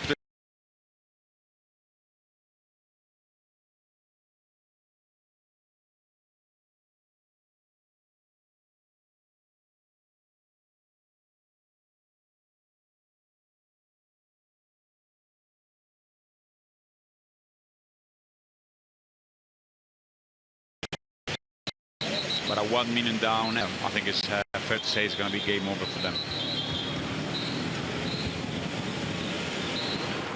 3.9 till the Leontica climb as the peloton. Still gaining ground on the front of the peloton, at the front of the race, sorry. As just a statement that they want to control it, and at the front they're going to be eventually informed what's happening at the back. And I mean, I would be surprised if they're going to dig deep in the after the intermediate sprint. Maybe even now, but it could be as well be slotting himself back in the peloton rather than stay at the front. 3 kilometers to go to the foot of the Leontica climb. Ciccone on fire today, motivated. Jonathan Narvaez as well with a real prize on offer. Diego Ulissi, Aina Rubio and Chris Harper. There for different reasons. In the case of Rubio and Ulissi, just on the off chance that the race changes shape and that they might take their chances to ride for a stage victory. Chris Harper's hoping that he can manipulate the race to stay off the front and take time in the general classification. That seems massively unlikely, however, because Visma Lease Bike are riding this in a very controlled fashion, and that time gap has come down now to just 1 minute and 25 seconds. Spotting some famous names there, Jacopo, on the Giro E finish. Yeah, it was indeed Sonny Colbrelli, for those who didn't recognize. Marco Cannon, another former professional. Also, there is the likes of Giacomo Nizzolo. And yesterday, no, Sunday actually, there was Kevin Schwantz, if you remember, famous motorbike rider. Riding the Giro E, was he? Yeah, maybe one stage only. Right. And I was very jealous of Nizzolo because he was in the team of Giacomo. Good privilege, and I think a lot of fun for Kevin to ride on the e-bike of the Giro d'Italia.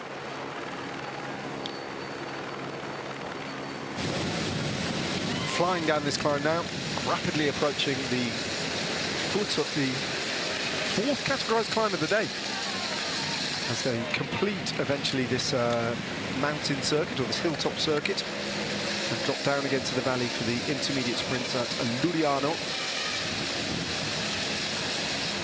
which is coming up very close now. Just 14 kilometers to go until the intermediate sprint. I mean, it's a short stage.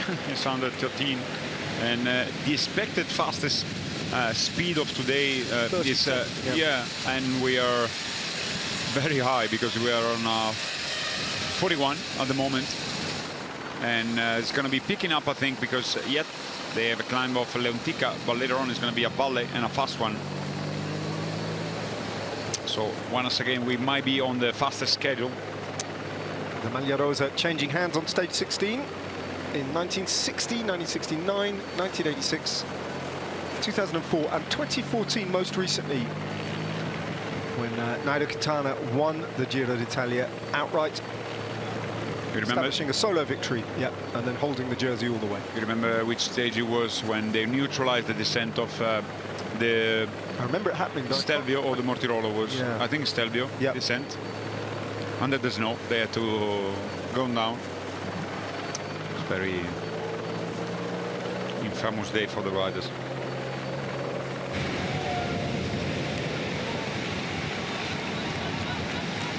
Normally at this stage in the Giro d'Italia, we're invariably worrying, fretting about terrible weather in the Alps and the Dolomites, and wondering whether stages to come will have to be neutralized, or entire climbs taken out, or descents neutralized, or stages shortened because of terrible weather forecasts. But this year at the Giro d'Italia, I don't think there are any such concerns, even though we do go up to altitude on stage 19. As we start the Leontica climb for the last time, the second time. And just a little reminder, it's over 8.5%, it's average, it's 3 kilometers long, and it has a maximum gradient of 14%. Yeah, definitely been something like we witnessed many times in the past, very difficult weather in the mountains in Italy. But this year, thanks to we can fairly call it a heat wave that invested the whole Europe. I mean, it's not just Italy, everywhere it's very hot. So it's going to be off the card that they're going to witness some cold temperatures. It's going to be quite good, the weather, till the stage of Rome. So they don't have to be worried. Changes a bit on Thursday, doesn't it? Yeah, but not really. The extreme heat goes down a bit. But just 2 degrees less, maybe some showers, but nothing that's it's going to be, you know, scaring the riders of some sort. You think of that stage start at Livigno a couple of years ago. Yeah, that's the thing. Like in May, you can have either like days like today with 32 degrees, and if you're just not lucky, you can have very tremendous day and very, very cold. It's not going to be the case. It wasn't the best Giro begin for the weather-wise for the riders. It was very cold in the south of Italy, very cold in Bulgaria as well. But since the stage of Massa, we could say they've been under a very ferocious sun.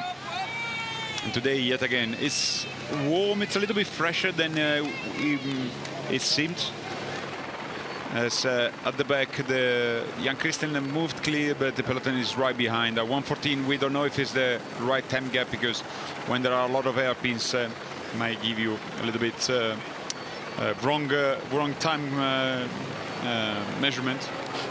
Well, Jan Christen spotted how close those yellow jerseys of Ismail Isabak were, and I think he's just, this is a last throw of the dice for the Swiss rider in his home stage, of course, on roads he knows extremely well and has raced throughout his junior career, I think, multiple times. Can he go clear then and breathe new life into his presence in the breakaway group, Jan Christen?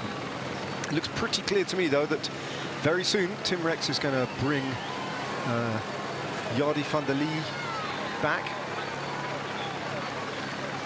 and then Frank van den Broek as well. Peloton of no more than about 50 riders.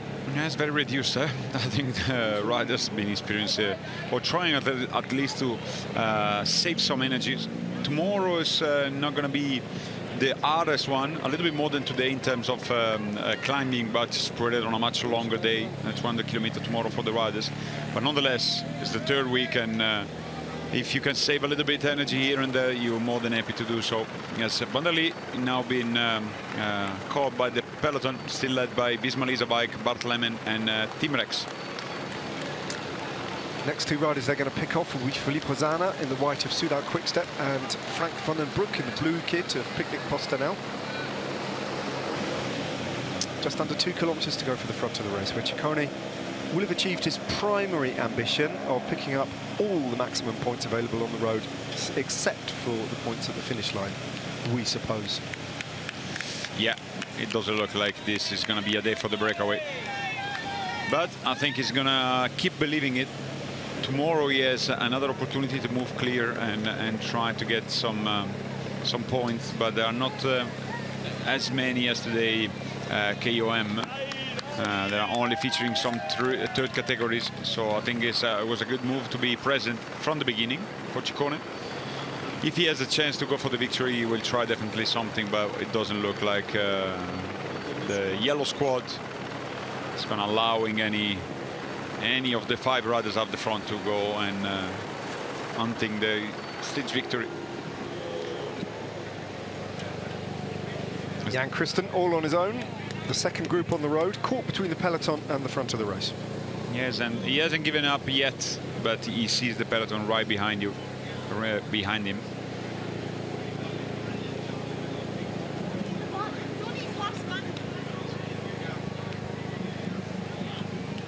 He's now slowing down a little bit. He knows he cannot stand a chance against the peloton at this very point. Useful as well for Tim Rex to have a rider just off the front that he can use as a bait almost, measure his effort on this climb. 1:24, I think, is going to be the ideally the Ismail Isabak. They're going to be preserving, in a way, if we can use this term, Tim Rex and Bart Lemmen, because the two. Oh, what's happening there? Very. Ciccone, a shake of the head. Something displeased him there enormously. A little gap opened up to Chris Harper's wheel. Don't know what happened there, but Ciccone's having one of those days where he's being really combative. Let's have a look. Reaches for a bead-on, does he? Or a musette? Gets an ice bag. What was he after then that he didn't get? Bottle? I think he's been informed what was in the bottle, and when he realized it wasn't.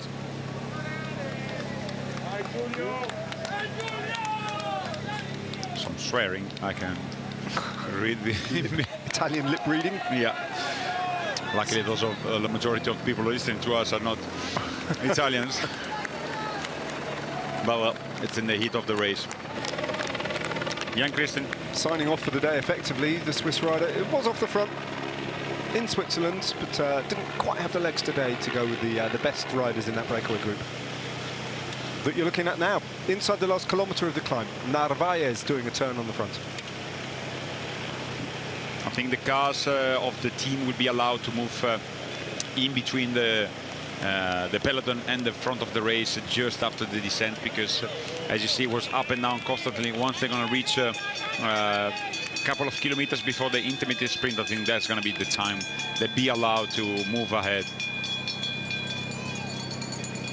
With a bit of compensation there for Narvaez and Ciccone. I think Narvaez is just a little bit aware of what happened the last time over the top of this climb, where Ciccone attacked so hard, he took a gap over the top of the climb and then accelerated again on the descent. Narvaez, if that happens, Narvaez needs to go with him,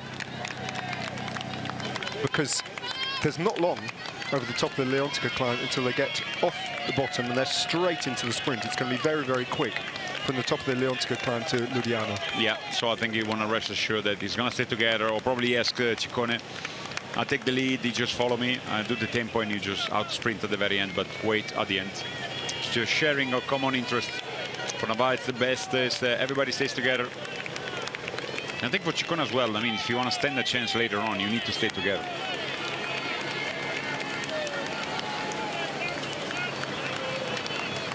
Harper taking control with 500 meters to go. Narvaez on his wheel and Ciccone watching the jersey of the Ecuadorian national champion from the UAE Team Emirates. In the middle of that pack, then Rubio and Diego Ulissi at the back. There's the peloton, not too far behind, which has got a little bit smaller still, I think, that peloton. Tim Rex continuing to do a good ride. Rubio opens up his attack.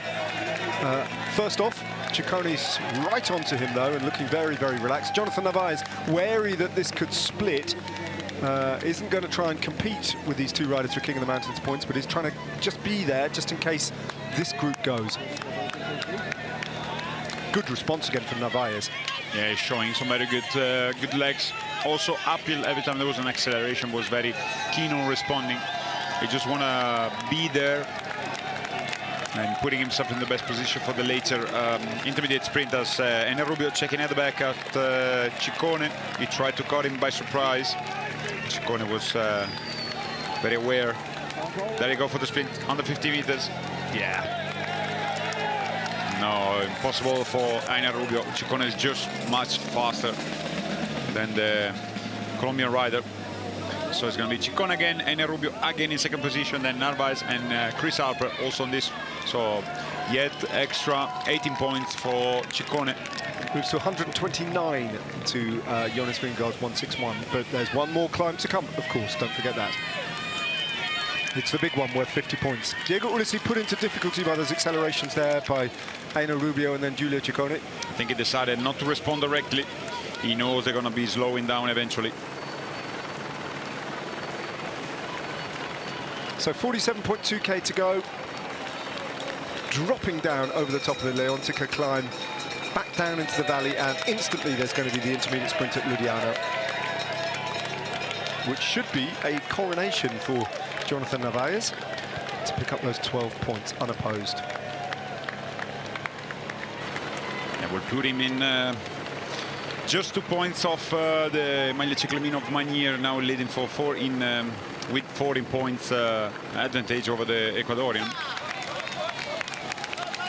Yep, Narvaez takes the intermediate sprint. He'll move to 1:43. Paul Magnier back in the Gruppetto is on 1:45. What a excellent battle we're having for the Maglia Ciclamino this year. At the same time, you know, you might expect if there was a teammate of Magnier at the front, you know, to go on the attack or try to make life a bit harder for Jonathan Narvaez, but unfortunately for them, none of the teammates of Paul Magnier from Sula Quick Step are present at the front, so it's going to be, I would say, uncontested, the intermediate sprint for Narvaez.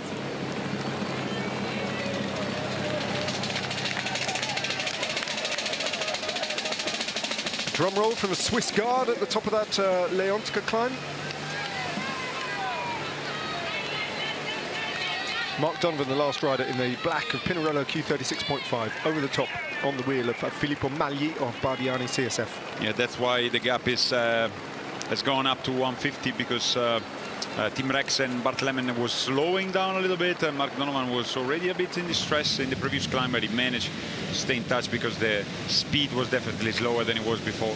It's good time for the peloton if they want to go for the state victory. Still plenty of time for them, and it's better to have still the same two riders, Team Rex and Bart Lemon, rather than riding hard now and sacrificing, you know, the likes of Kampenardt or even Sepkus, because Timo Kilic is not anymore part of the peloton, so they need to keep the duo Lemon and Rex in there as long as they can. Well, today's been a curious story of the shared alliance, the shared interests of UAE Team Emirates and Lidl Trek working together to bring back that initial big breakaway when they had a 38-second gap. Doing that for Giulio Ciccone and for Jonathan Narvaez. But it was Lidl Trek who committed huge resources with half of their team riding on the front, and that's worked out very much to the benefit of Jonathan Narvaez. And also because they have resources. UAE Team Emirates has been decimated by a crash in the second stage. As we see the Nara, the Blackwood line, looks very gorgeous to me. Makes me want to ride in there with the mountain bike. But yeah, UAE just featuring 5 riders, has lost 3 riders in just one crash. So it's definitely a kind of a amputated team. Yeah, that's a very good way of putting it. Flag of the European Union being raised aloft by a spectator in a pink wig. What's a wig in Italian? Parrucca. Parrucca rosa. There's Giulio Ciccone with his histrionics. And a cow, typical Swiss cows. They often don't wear shades, but you know, it's a sunny day. Narvaez has the eyes of the tiger today. It's very composed, very focused. Rubio's on a good day. He can't match Giulio Ciccone for a sprint at the top of a climb, but his legs are good. Yeah, it's been getting better and better and more convincing performances over the recent days. And Rubio always present in the breakaway of the mountain. I mean, that's the Giro, you know. If you look at today's stage, you already can, you know, put a red circle on the riders that might win a stage in the coming days. Today seems like the peloton is going to shut this down, but like Ciccone is in shape. Einer Rubio's in shape, you know, Chris Harper as well. Definitely. I think there are just a handful of riders at this point in the Giro d'Italia in the mountain stages that might, you know, thinking or hoping of getting a stage victory. Well, the chances are running out, but the quality of the riders is getting higher, isn't it, in the breakaway? And as we pointed out earlier, when Diego Ulissi was with them, there were 5 riders, all of whom know what it takes to win a stage of the Giro d'Italia. You don't often get that in a 5-rider breakaway in a Grand Tour, when all 5 of our former stage winners and 18 stages between them. That's quite an unusual combination. And how many of the stages? It's not just a one each, but a lot for them. Yep.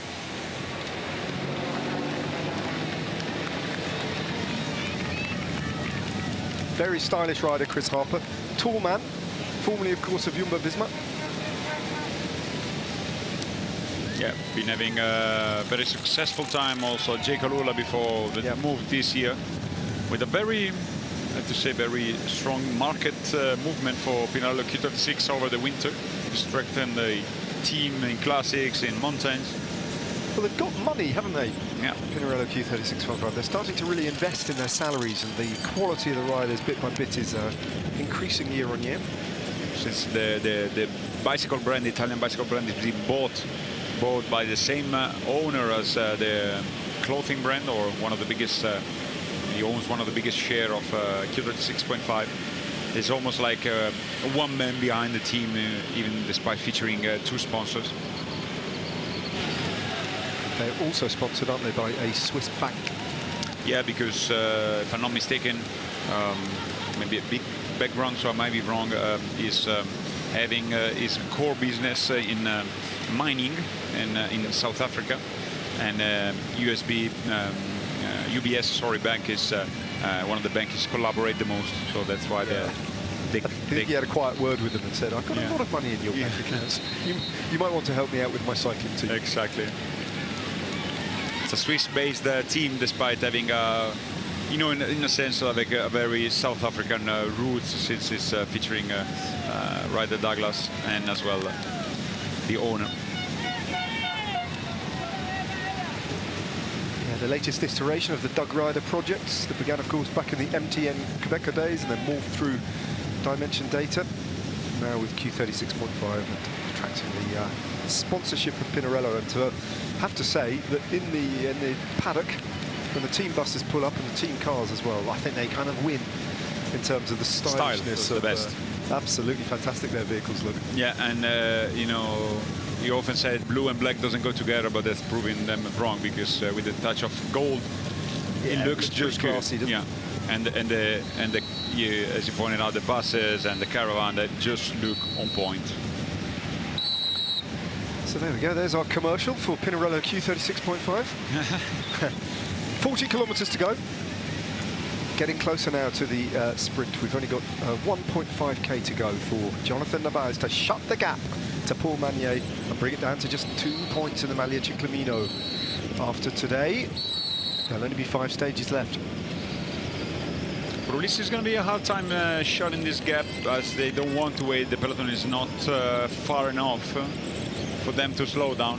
His distance, he didn't react immediately on the climb, and I think eventually it's going to be impossible for him to rejoin. Let's wait and see. Just a bit stuck now, isn't he, Diego Ulisses, without another rider to work with. A time gap that surely will only just go out now. And even when they get to the next climb, which is a long way off, the Cari climb, not even sure they're going to be off the front by then, and if so, by how much. Is the time gap actually to the front of the race? It's almost 2 minutes, which would, if they get there, be the biggest time gap they've had so far.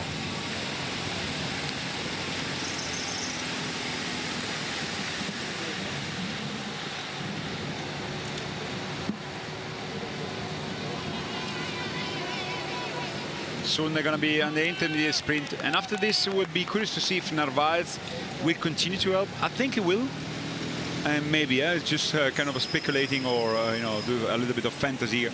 But imagine it's very likely it's going to be again in the breakaway with those riders, and if it just can give them a little help, you know, before the climb, not immediately after the intermediate being dropped. That will be remembered. Yeah, exactly, because I mean they share different. They don't have the same targets, but they share the same path, you know, because Ciccone for the climbs and Narvaez for the points. So they might find one each other again in the breakaway together.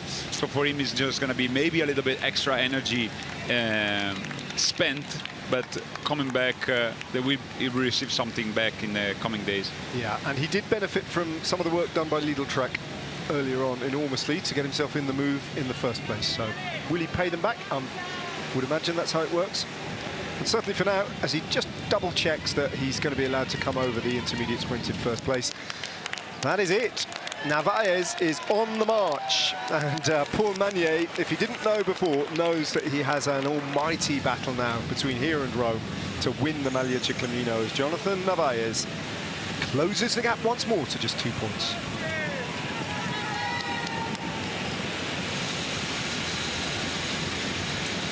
And it's a symptom of a couple of things. I think this interesting battle between the Maglia Ciclamino, an almost unprecedented battle between a non-sprinter and a sprinter. I think there's 2 reasons why it's happening. One is Jonathan Narvaez is on brilliant form and has won 3 stages. Don't take that away from him.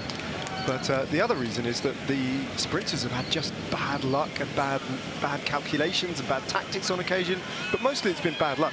And we've only had 2 all-out bunch sprints. Yeah, and also not many occasions in general.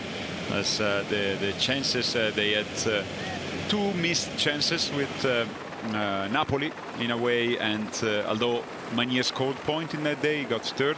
Yep. and the stage of Milan, the last one of Sunday. So, and then there were those days where everything was in the balance that might have been a sprint like Novi Ligure, but they were raced far too hard. And those chances went missing as well. And as well, the stages won by Narvaez were giving less point, except Cosenza. Cosenza was featuring as sprinting day, but he wasn't. So for Narvaez was a good day of getting the same amount of points as Paul Magnier. Soon they were going to be keep descending a little bit and heading into the valley. They will lead at the foot of Cari. Well, the bottom will be Nambro.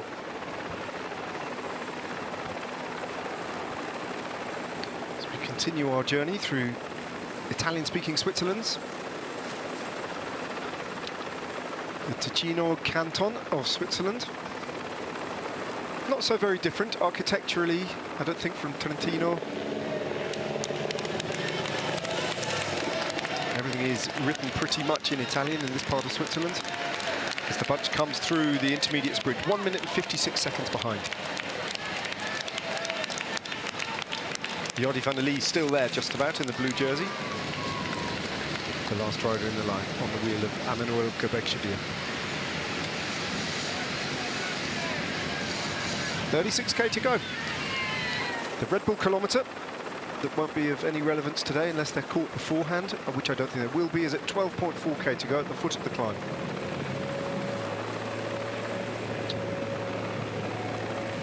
So now it's a question of how much energy now are Visma Lease Bike going to invest in narrowing that gap, or will they be happy that these riders take a 1 minute 57-second gap onto the final climb of the day? Sure thing. There is another team here that want to take this down. Is Decathlon CMA CGM, with a rider that was slotted in second position. This is going to be helped the Dutch squad in the chase, and that's what we said. There might be also the likes of Red Bull Bora Hansgrohe coming in help for the Visma Lease Bike, because although they might be a bit short maybe in energy or pure raw power to win the stage, they can as well try to place themselves in the top, in the podium, in the top three. So I think it's the biggest interest to just collaborate, and even with 2 minutes, I think it's just too little, the gap.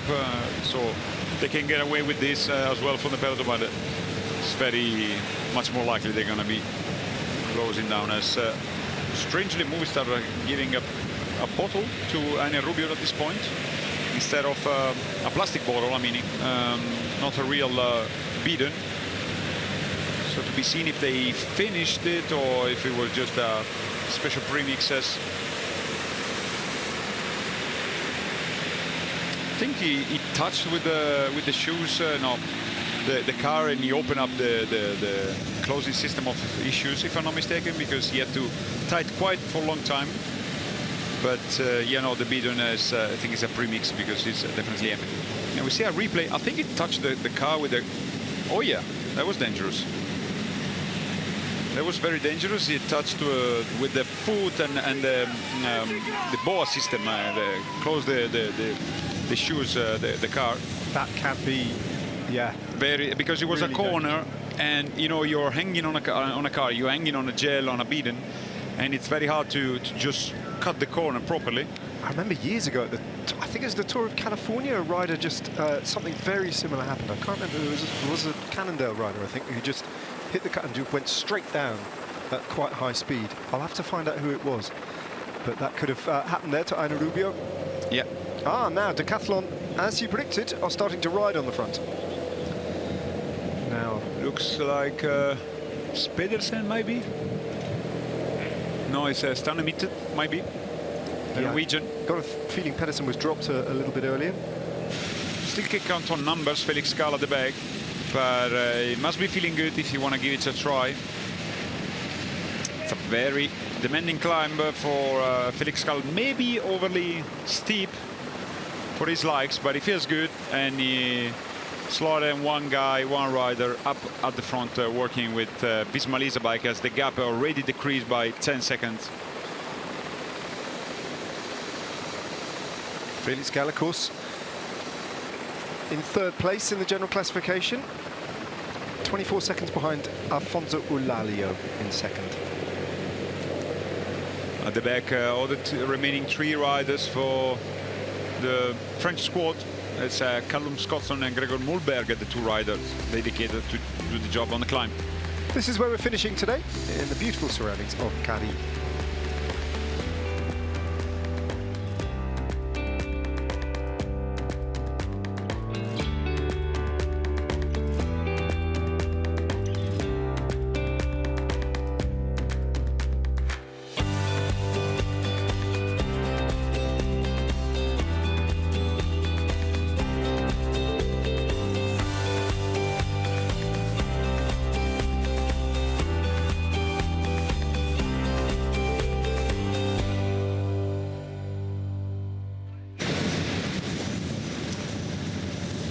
Good cooperation, and just as you predicted, Jacopo, Jonathan Narvaez is more than playing his part at the moment and repaying the cooperation that he's benefited from, because he's already achieved his primary objective of the day of picking up that intermediate sprint. But he's riding on and supporting Harper, Rubio and Ciccone.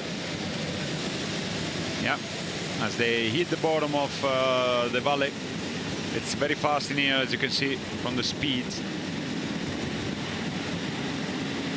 In about 5 kilometer time, it's going to be picking up the roads once again. It's going to be presenting not very severe, I can say, percentage, but nonetheless it's a constant drag uphill, because now they're laying on about 250 meters from the over the sea level, while the start of the climb is going to be already on a mighty 600 or something. So, well, scan the QR code. Give us your pick for the Giro d'Italia. You'd be a brave man to back against Jonas Vingegaard, but it's not impossible. And there's a lot of climbing talent in that front group at 1 minute 50 seconds. If they've still got that at the foot of the climb, then Chris Harper, at least, and some of the others have something to work with. Ciccone, Rubio, not so much Jonathan Narvaez. I don't think that's his game. I think he's already achieved what he wants out of the day and probably isn't a match for the other 3. But you couldn't rule out on a very, very good day one of those 3 riders making it to the line ahead of the breakaway. But sorry, the peloton. But Decathlon have decided that they have the shared ambition of Visma Leasewijk, and they have dedicated a rider to the front. Eulalia seated right at the back of his teammates. Maybe looking at his shoulder, because he's still leading Felix Gall in the 2nd position behind the Vingegaard, but not by much. Just about 24 seconds in between the 2 riders. And, you know, this might be the day that the podium position we're going to be put under pressure for Eulalia, because as well Arensman is not far off, only 13 seconds behind Felix Gall in the classification. Hindley at 43 from Arensman as well. So in between a minute 30 there are 3 riders. Let's not forget Pellizzari, who's just a little bit off the back as well, but it's a mighty climber, the one to Cari. He's shown some good strength, some good attitude and mentality, Eulalia, but he cannot hide in such a climb. There's a high probability that Giulio Ciccone might be wearing the red dossard number tomorrow for the most aggressive rider. He's picked up all those King of the Mountains points so far, all of them. And also he's flung a water bottle in the direction of his soigneur in total disgust as well. 2 reasons why he's got the potential to win the Fighting Spirit prize at the end of the day. But it's a public vote, and it's over to you. And, you know, we talked about the different bottle cages, but I looked down, and Ciccone has a bottle cage, a bottle from another brand, a rounded bottle, and it fits. So maybe they have done a very clever, you know, how can I say, design adaptation, yeah, that you can also fit a normal bidon. This is Enea Rubio, and that's Ciccone. The bidon definitely one from his team, the red bidon, and the other one seemed like from UAE, if I'm not mistaken.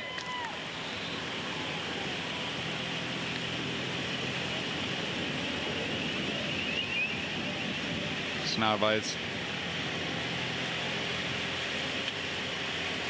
They're building up a few more seconds in the bank. 2 hours of racing done over 4 categorized climbs, an average speed of 42.4 kilometers an hour. As usual, as often, the flying on the parkour. It's a favorable wind direction for sure today. There you go. You can see the bidon. Sorry to be on this subject, but it's an interesting thing, you know. So it can't fit. Poleggio, as they head up the valley towards the Gotthard Pass. And the valley at this point getting narrower and narrower. The cliffs closing in on the fertile land beneath, which is partly industrial, partly farmland.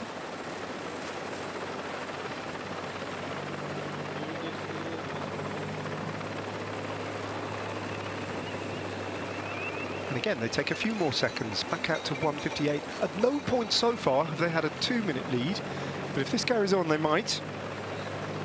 27.4k to go. Around about 16 kilometers until the foot of the climb.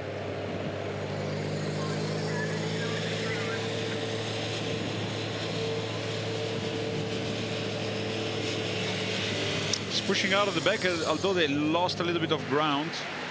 But it's pretty much in one line here at the peloton with Diego Ulissi at the far back. They was not the most pleasant, but I think at the end he won't be too disappointed, because I think tomorrow he can have a much more fair chance. Today I think his implication, the way he want to spend energy, was not completely there. It's a much harder day too hard for Diego Ulissi. I guess, Jacopo, the reason the time gap really isn't changing at the moment is partly because the tailwind is equalising everything, the front of the race and the peloton. It's a strong wind, as you say, and you can clearly see on the side it's very strong. It's going to play a role in today's stage. Little split in the bunch. And that's, you often talk about it, and it's good to remember the people, although it sounds counterintuitive. When it's tailwind, at the wheel is actually harder, much harder than when it's headwind. It's just fast, and it seems like you're riding yourself at the front and in the wind.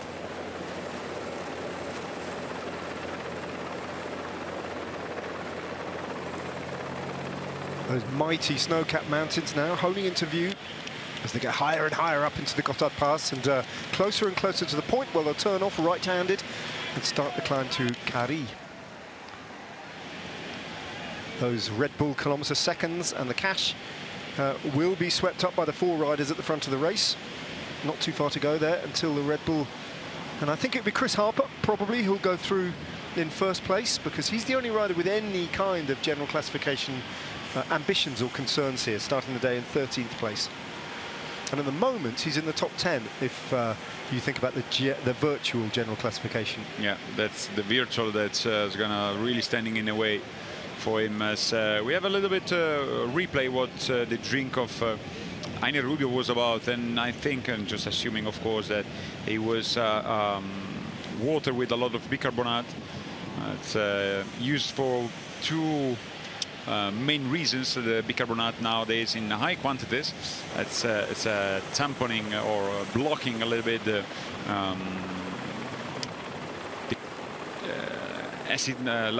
lactic acid in the legs of the riders, and at the same time retaining much water. As you imagine, like having a heavy salted diet will allow you to retain much water in your body, and especially for a rider that they have to experience a big weight loss and liquid loss in a day like this. You know, it's this double effect. As we saw a little bit, the wind is going to be changing briefly in the head from our forecast. We're in a valley, so it seems like it's going to be pretty much stable, but we're going to be seen immediately if that's the case. As soon they're going to be in Biasca,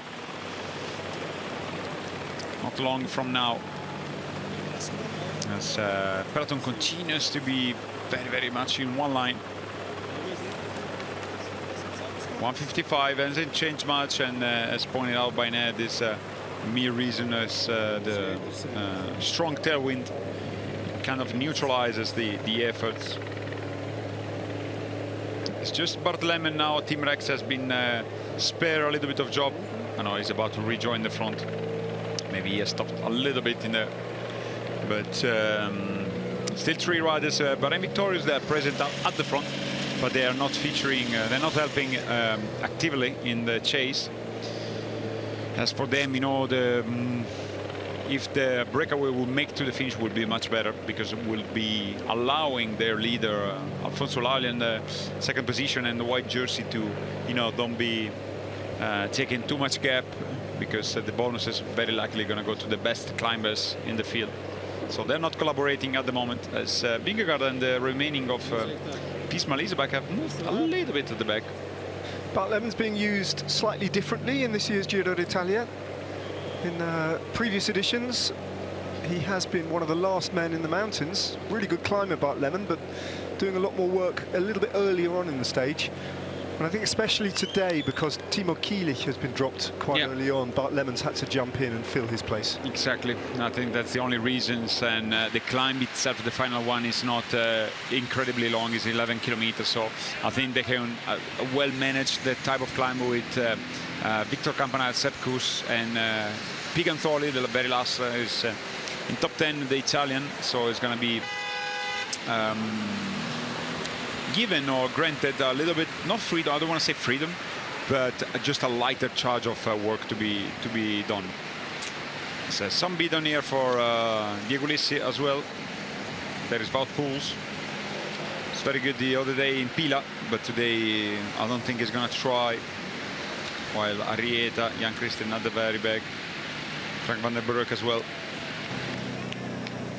140. Yeah, the time gap's come down quite quickly now, with Bart Lemon doing a big turn on the front. Yeah, because now they start to go up, so it's the influence of the wind is going to be less strong, and it's going to go much more in favor of the peloton. As 138, maybe they're going to start the climb with 1 minute, but seems like this is not the day for the breakaway, not at all. Well, Jonas Vingegaard is beginning to display cannibalistic tendencies here at this Giro d'Italia. He's matching Tadej Pogacar for his approach to the race from 2 years ago. Not spurning any opportunities, I think, to take victory after victory. Is it going to be victory number 4?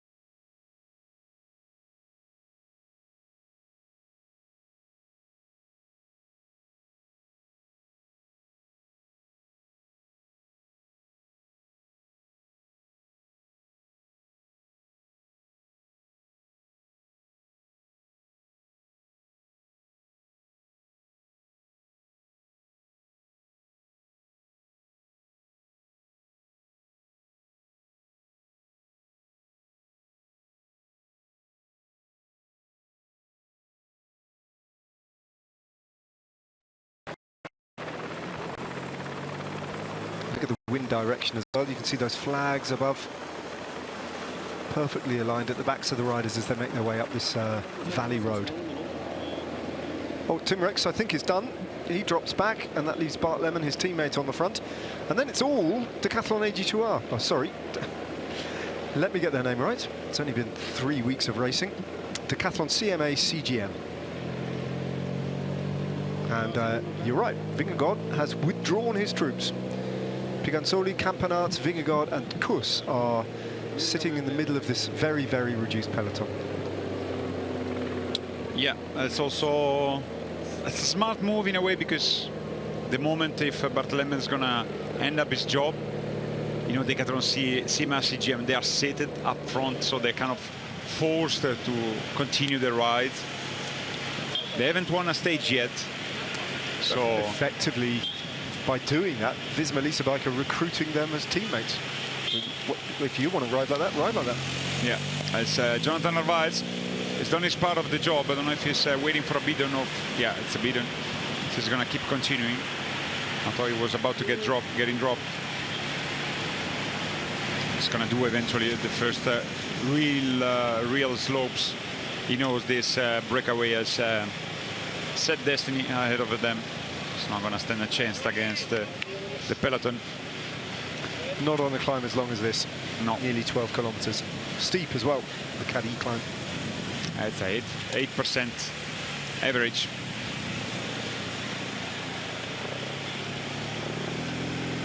If they'd had 2 minutes and 2 minutes plus, it might have been something to give them a little bit of hope. But the time that Bart Lemon has taken back and bringing the breakaway to, well, it's not much more than a minute now, is it? 1 minute and 19 seconds has kind of extinguished any last hope that any of these riders might have had on an exceptional day of holding off the GC race behind, because the race is bound to happen. We've got 2 teams indicating that their leaders are going to attack today.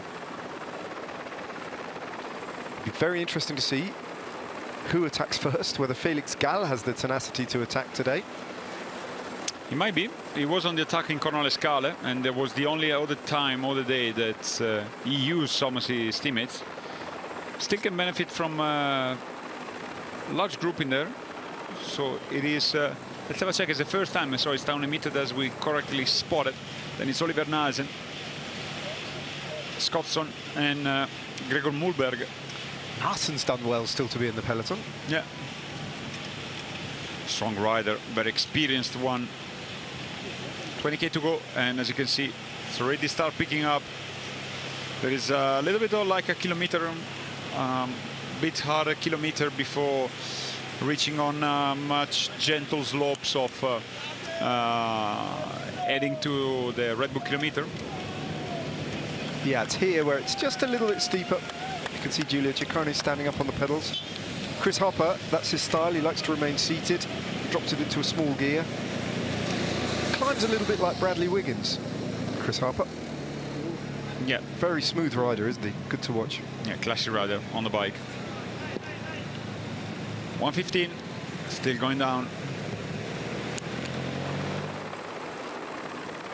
The ever-present water. It's very rich in rivers and streams. Swiss.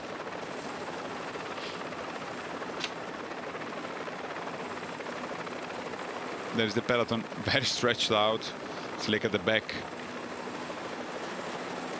And they too are on this slightly steeper section as they pass underneath the motorway and beyond and into the smaller valley, this little spur.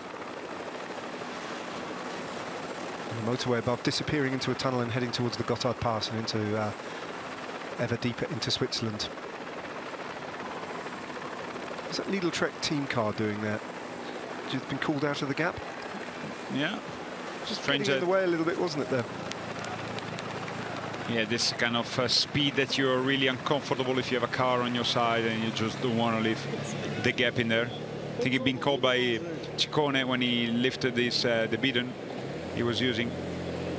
And so the cars cannot decide that if the rider just called to overtake the peloton. They might ask to do so, and only if the race regulator grant them the possibility of move ahead, they can in fact overtake the peloton. As now it's gonna wait this moment. Oh, Narvaez, that's it. No more presence for him at the front of the race, but another good day for Jonathan Narvaez, who shuts the gap down to Paul Magnier to just 2 points in the Maglia Ciclamino. And he's probably not done stage hunting yet either, so our No. interest in Jonathan Narvaez will continue all the way to the finish line in Rome. Leaving 3 riders ahead, Ciccone, Rubio and Harper. And a time gap of just 1 minute and 14 seconds now. Less than 20 kilometers remain. Around about 7.5 kilometers to go until the official start of the climb at Caddy. As the race just dives into a little bit of shade, this steep mountainside, I think, is just in shade. I don't think the clouds have come over, although today there are 1 or 2 clouds in the sky. But that is the shade of the mountain. 4:17 in the afternoon here in Italy. And Jonathan Narvaez just dropping it into a smaller gear and letting go.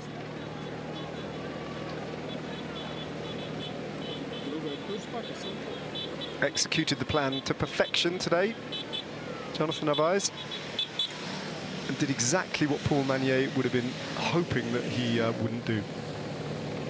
As Johannes Staunemitted, the Norwegian, continues to set the pace for Decathlon CMA-CGM. Gianmarco Garofoli is the interloper there in the white jersey of Soudal Quickstep. But two teams lined up on the front, really. It's Decathlon and net company Ineos. And the other yellow jerseys of Visma Leasebike have dropped a little bit further back, with the Maglia Rosa taking up his position around about 25 places back. Surrounded by Sepkus, Pigonsoli and Campanazzi. So Cicconi's in animated discussion with... Well, it can't be his team car, because that's been withdrawn from the gap.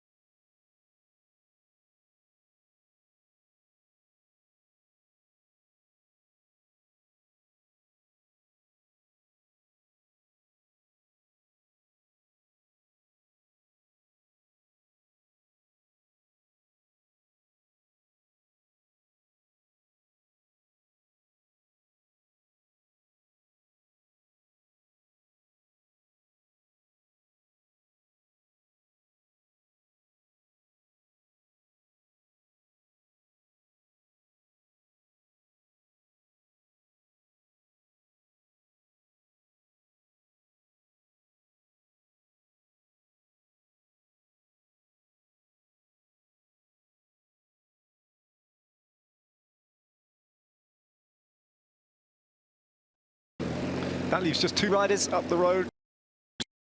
Now Giulio Ciccone, it's Aylan Rubio and Chris Harper. It's going to make the job of Bartlemen and Staunemitted at the back easier, of course. Narvaez has been dropped from the peloton now, finds himself in that second group, I think, with Jan Hertz, that still hasn't got across to the bunch. In fact, that gap is growing.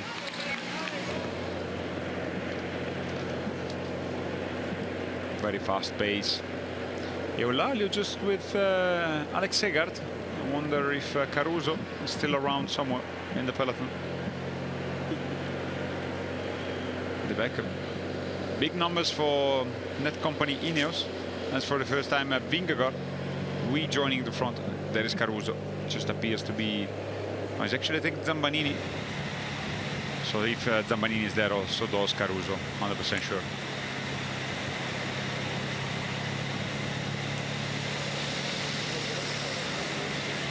Chris Harper, as a recap of the position, he might end up with losing a lot of ground today, because he definitely spent more than the riders are seated behind him in GC, such indeed Caruso, De La Cruz, his teammate Yanni here.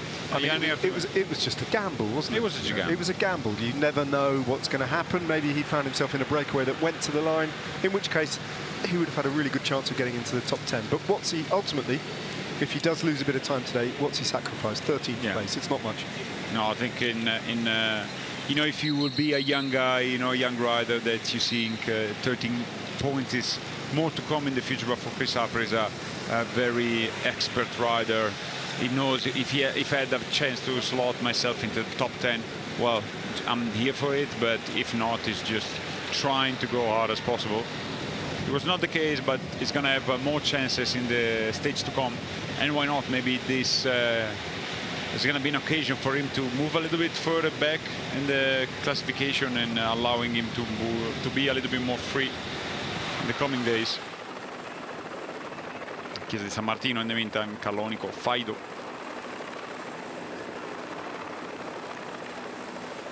Very simple architecture, whitewashed walls and a very elegantly simple bell tower. And mighty views from the top of that little cliff face, down the valley and beyond. Already in the shade, the afternoon shade, because these mountains are so steep that a lot of the valley loses the direct sunlight very early on in the day, which will be a relief to these riders. Actually, climbing up this last climb with blazing sunlight on their backs would be even harder than it's already going to be. Forecasts were not very nice, but appeared to be a little bit colder than what it was planned or what it was indicated. A few clouds have come over. Yeah. And the temperature is, to the relief of the peloton, below 30 degrees. Yeah, yesterday was a mighty 32, 33. Today seems like better. So good for them.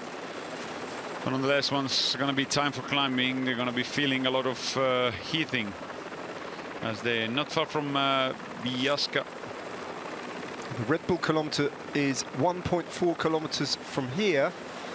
Time caps come down to 42 seconds, but the bonus seconds won't come into play. They won't catch them before the Red Bull kilometre,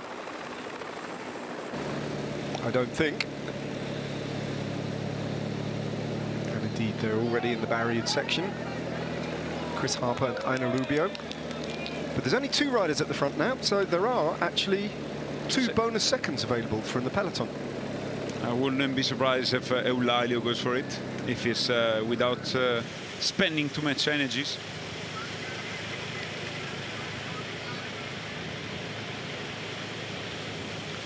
Yeah. He'd be the obvious rider to do that, I think. We'll just have to wait and see. In 900 metres, we'll see these two riders through the Red Bull kilometre. And Chris Harper attacks Rubio. He's going to be the last man standing. I think Chris Harper get to that Red Bull kilometre, see what he can do. 800 metres to go. He should pick up 6 bonus seconds to chip away at his deficit in the general classification. But at least Harper is going down fighting on stage 16 in the breakaway again. It's a powerful attack, as Aina Rubio seems a little bit with less legs or ambition to stay with Australian. It's a bit of both, isn't it? Surely it's legs and motivation. Yeah. The belief that he can really do anything. Still a huge commitment from Chris Harper. He's in good form. I respect him a lot in the coming days. Today just being caught up in a very aggressive peloton, but more to come, sure thing. An attack from the peloton. Little blue jersey, a Bardiani rider, I think, has launched off the front.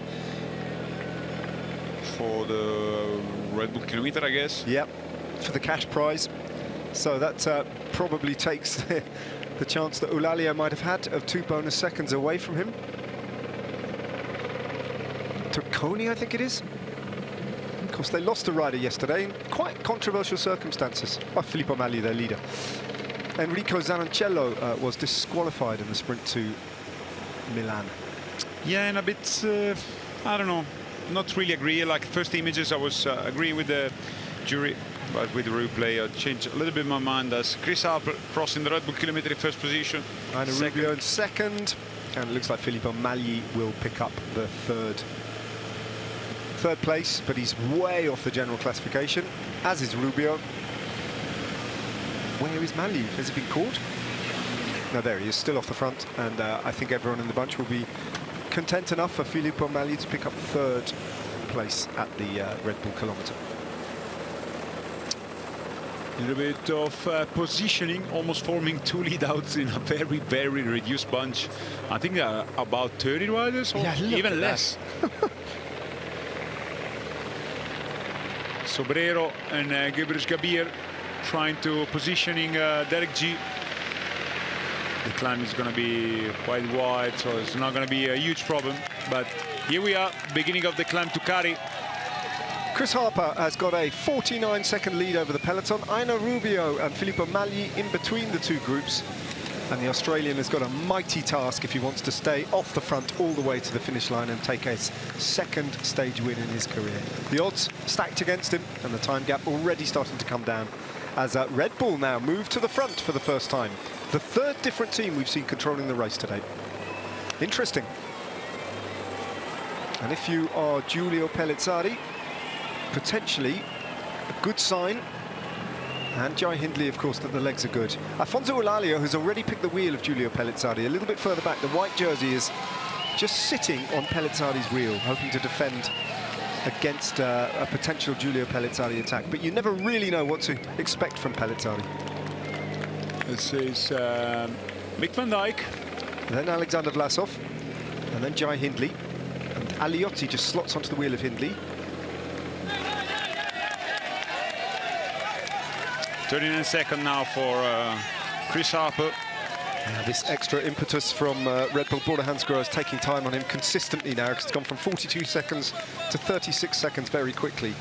And at this rate, Harper's not going to last very many kilometres on this climb.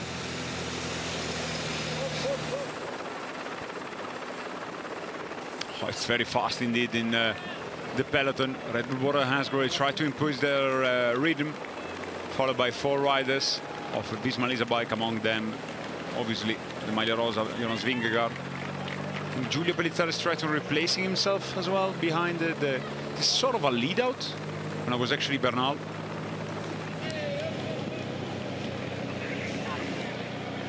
Good ride by Mick van Dijk.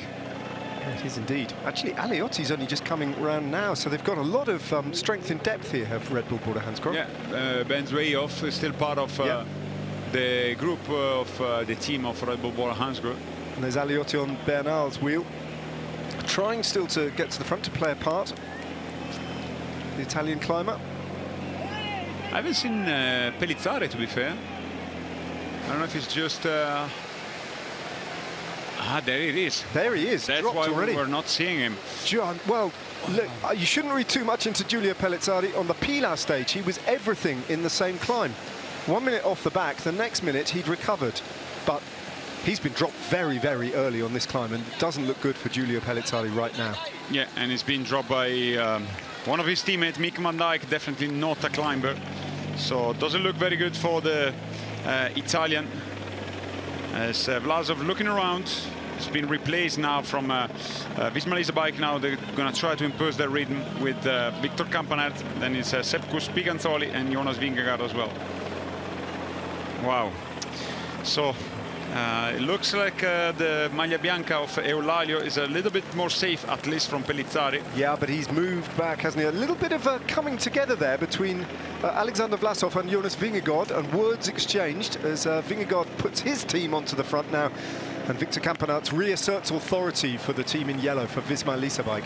Eulalia has got 3-4 riders behind him, the white jersey towards the back. He's sitting on the wheel of Derek G. West. As Bernal trying to escorting Timo Aresman, Felix Gall with Gregor Mulberger and Callum Scottson. They're all well seated there.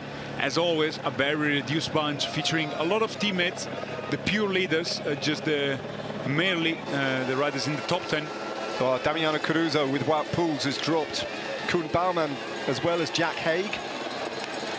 Red Bull Bora Hansgrohe as well, losing Alexander Vlasov. He's been dropped. Ben O'Connor is the last rider in that group with Johannes Koolset. And also Ben O'Connor was the very end of the peloton. Harper's still at the front, but not by much, because Victor Campenaerts is hunting down the Australian, who goes through the 10 kilometres to go arch with a very, very slender lead over a peloton, which is riding away at the moment from Giulio Pellizzari by 30 seconds already on the road. It's already very reduced bunch, not even 20 riders. Still featuring a lot of teammates and domestic. Derek G, Aresman in the background, Eulalio. A gap already opening up. I think except for Pellizzari, the whole top 10 riders are up at the front. Including Davide Piganzoli, who's about to unleash again. Pellizzari, the wheels have well and truly come off here today. He's going to lose an awful lot of time. It could be that he'll be completely off the general classification at the end of the day. He's done. Yeah, he just at the F, actually, at the moment, a couple of minutes over Piganzoli, but it looks like he doesn't have anything left in the tank for the young Italian. It was supposed to be the Giro of the, confirmation, but it's going to be not this one. Looking for the white jersey towards the back of this group, because riders keep dropping off this group as Victor Campenaerts lifts the pace. Where is Eulalio? He's still there, I think, in last position, if I'm not mistaken, behind Storer and Mathis Rondel. Wasn't quite sure that I saw him there, but it could be a very good day for Afonso Eulalio today, especially if Piganzoli empties himself here for Jonas Vingegaard and drops away. There's Eulalio. As you say, he's the last man in that group, and he's in danger of being dropped by this group right now. As Victor Campenaerts picks off Chris Harper. The race comes back together, 9.5 kilometres to go from the top. And now Eulalio start to drifting at the back, as well as Ben O'Connor. Yeah, he's on the wheel of Ben O'Connor just about for now, but in absolute agony. Campenaerts is hurting so many riders here, reducing this group, weeding out all the domestiques. It looks like Decathlon have still only got one domestique, Gregor Mühlberger, and he might not be long. Callum Scottson is there too for Decathlon. After that, you're almost down to leaders as O'Connor loses the wheel of the rider in front of him. Still a lot of teammates for Aresman with Verstack, Barsten, Bernal. Eulalio and O'Connor get themselves together. Chris Harper has been caught, and he's the last rider in that group of favourites, just ahead of Ben O'Connor, but going away from the Australian. Yeah, they haven't cracked. They're still managing a good tempo, as Chris Harper managed to stay in contact with the main peloton in there. But still a long way. They just have done a couple of kilometers. Still Campenaerts.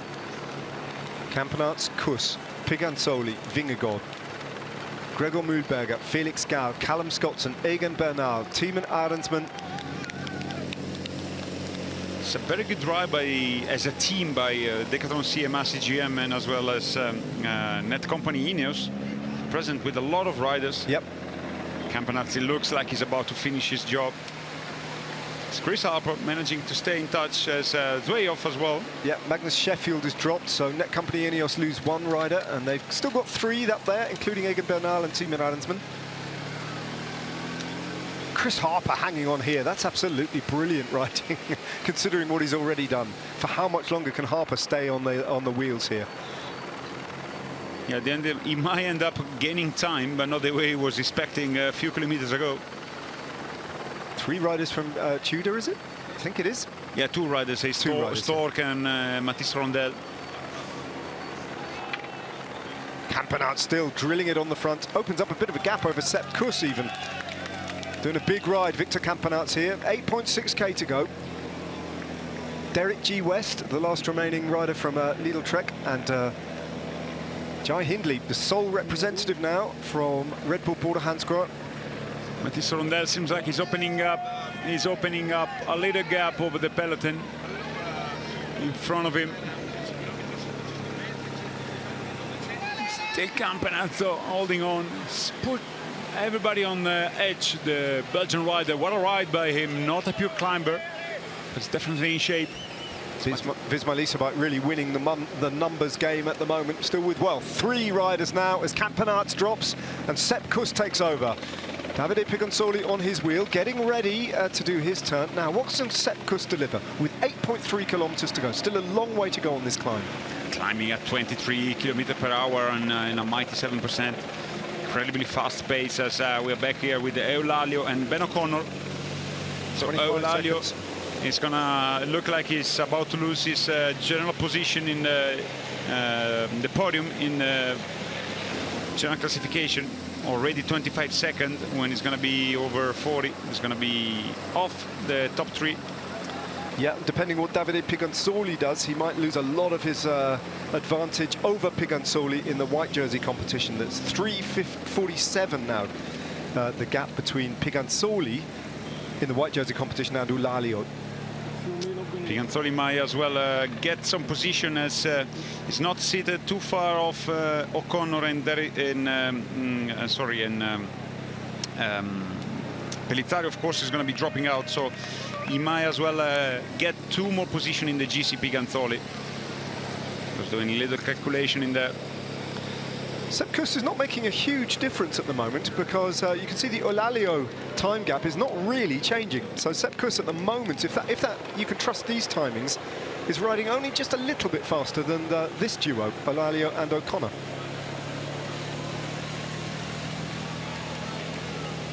Ben O'Connor, who did that brilliant individual time trial, the best of his career. That's a short turn from Sepp Kuss by his amazing standards. The American has not been quite at the levels that we've expected from him in the past. So already up to Pigonsoli at the back. Still 2 riders, 3 in total for Decathlon CMA CGM, 2 domestic for Felix Karl. Still Aresman. Bernal, I haven't seen him. I don't know if he's siding. Yeah, there was right behind Mühlberger. Yep. Jay Hindley, Derek G, Michael Storer, they're all in there. Yeah, you're right. In this selection, the GC selection at the moment, the numerical advantages for Decathlon. Callum Scottson, Gregor Mühlberger and Felix Gall still there. They're not looking good on their face, Mühlberger and Scottson, but nonetheless, it's a good ride. Yeah. As Chris Harper eventually is about to get dropped as Callum Scottson. He's held on for a long time, hasn't he, Chris Harper? It's an amazing ride. Derek G and Michael Storer. Mathis Rondel is just about to be dropped right now. The young French rider for the Swiss team. So one by one they are continuing to drop. It's only Michael Storer, Derek G West, Jai Hindley. Also Gregor Mühlberger now. Steven Arendsman, Egan Bernal. Mühlberger's gone. Felix Gall is all on his own now, so Scottson and Gall have gone in the last minute or so as Pigonsoli piles the pressure on, 7.3 kilometers from the top. Still a long way, and Felix Gall looks like, as always, a little bit in distress, but I think it's just his expression on the bike as Derek G is opening up a gap. Yep, Storer has to come round the Canadian national champion, and he does so, and he shuts the gap down to his compatriot there, Jai Hindley. 2 riders from that company, Ineos, and Egan Bernal has gone deep into this climb today. Much better climb from the Colombian national champion, the former winner of the Giro d'Italia. Yeah, he's getting better and better and might as well rejoining the top 10. It's going to be reshaped at least for the position behind Jonas Vingegaard, who looked pretty much in control so far. 7 kilometers till the top, still a long way. Yeah, some big names dropped so far on this climb. Derek G's just been dropped. Giulio Pellizzari dropped very, very early. Ben O'Connor's been dropped. Mathis Rondel too. So you're right, Egan Bernal will move up into the top 10, almost certainly on the day, as Derek G West rides on to try and limit the damage. Jonas Vingegaard just pulls out of the line to see how big that group is. And he waits. 6 riders remaining at the front. Even Michael Storer conceding some ground. Yep. Next in line is from the bottom of the peloton is Jai Hindley, Timen Aresman, Bernal, Felix Gall, Vingegaard and Pigonsoli. They're showing a little bit of a grin on his face. He's pushing us still. So does Felix Gall. He looks like in a bit of distress.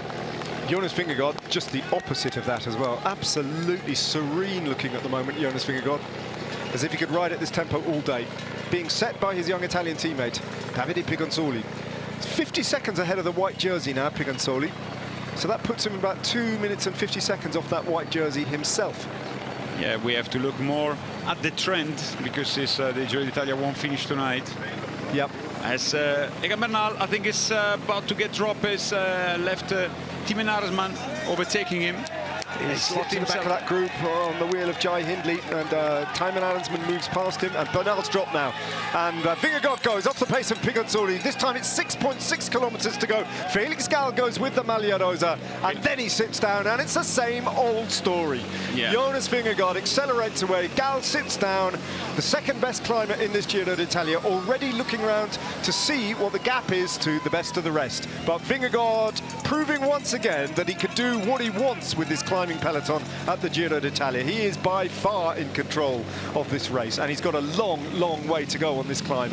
Over 6 kilometers to deliver an absolute death blow in this general classification, if he can. But once again, we sit back and we just watch to see what Felix Gall can do in terms of pacing his response. He looked at on his back, Felix Gall immediately. He knew that he didn't have quite the legs to match Jonas Vingegaard. But as always, he's just gonna stay there in contention, not too far. Seems like having better legs. Still very long the climb there, not even halfway through. As in the back is, if I saw properly, Arensman had briefly distanced Jai Hindley. No, they are together, the three with Egan Bernal, Thymen Arensman and Jai Hindley. It's a third group on the road, and be interesting to know where Davide Pigantoli is on the climb. When he did at the end of his turn, is he able to just find a rhythm, continue on riding? But as you can see, Felix Gall's already 15 seconds down on Vingegaard, and it's going out. And he's not gaining too much time on the trio behind as well. So I think the battle is between this group, the trio of riders, Hindley, Arensman and Bernal, who's doing a good ride. And a supportive ride as well for Thymen Arensman here. Arensman versus Gall, it's the real battle here. Yeah, it seems like Gall is not gaining that much. It's really halfway through the front of the race, and this group. So Michael Storer to be seen if he's together with Pigantoli, because Pigantoli exactly the opposite as the other day, when he haven't finished yet his job and he was keep continuing, while today it looked like he was just conceding ground, as Felix Gall cannot see anymore Jonas Vingegaard ahead of him. No, the Maglia Rosa has flown away.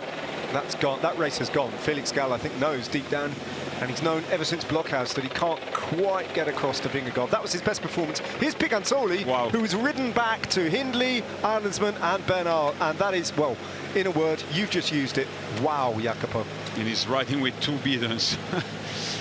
Well, a ride by the young Italian. It looked like he was just completely done.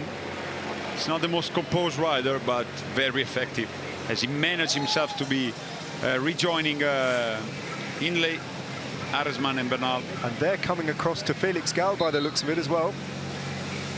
Eulalia, in the meantime, 1:32, so it's still 1 minute down at least on Pigantoli.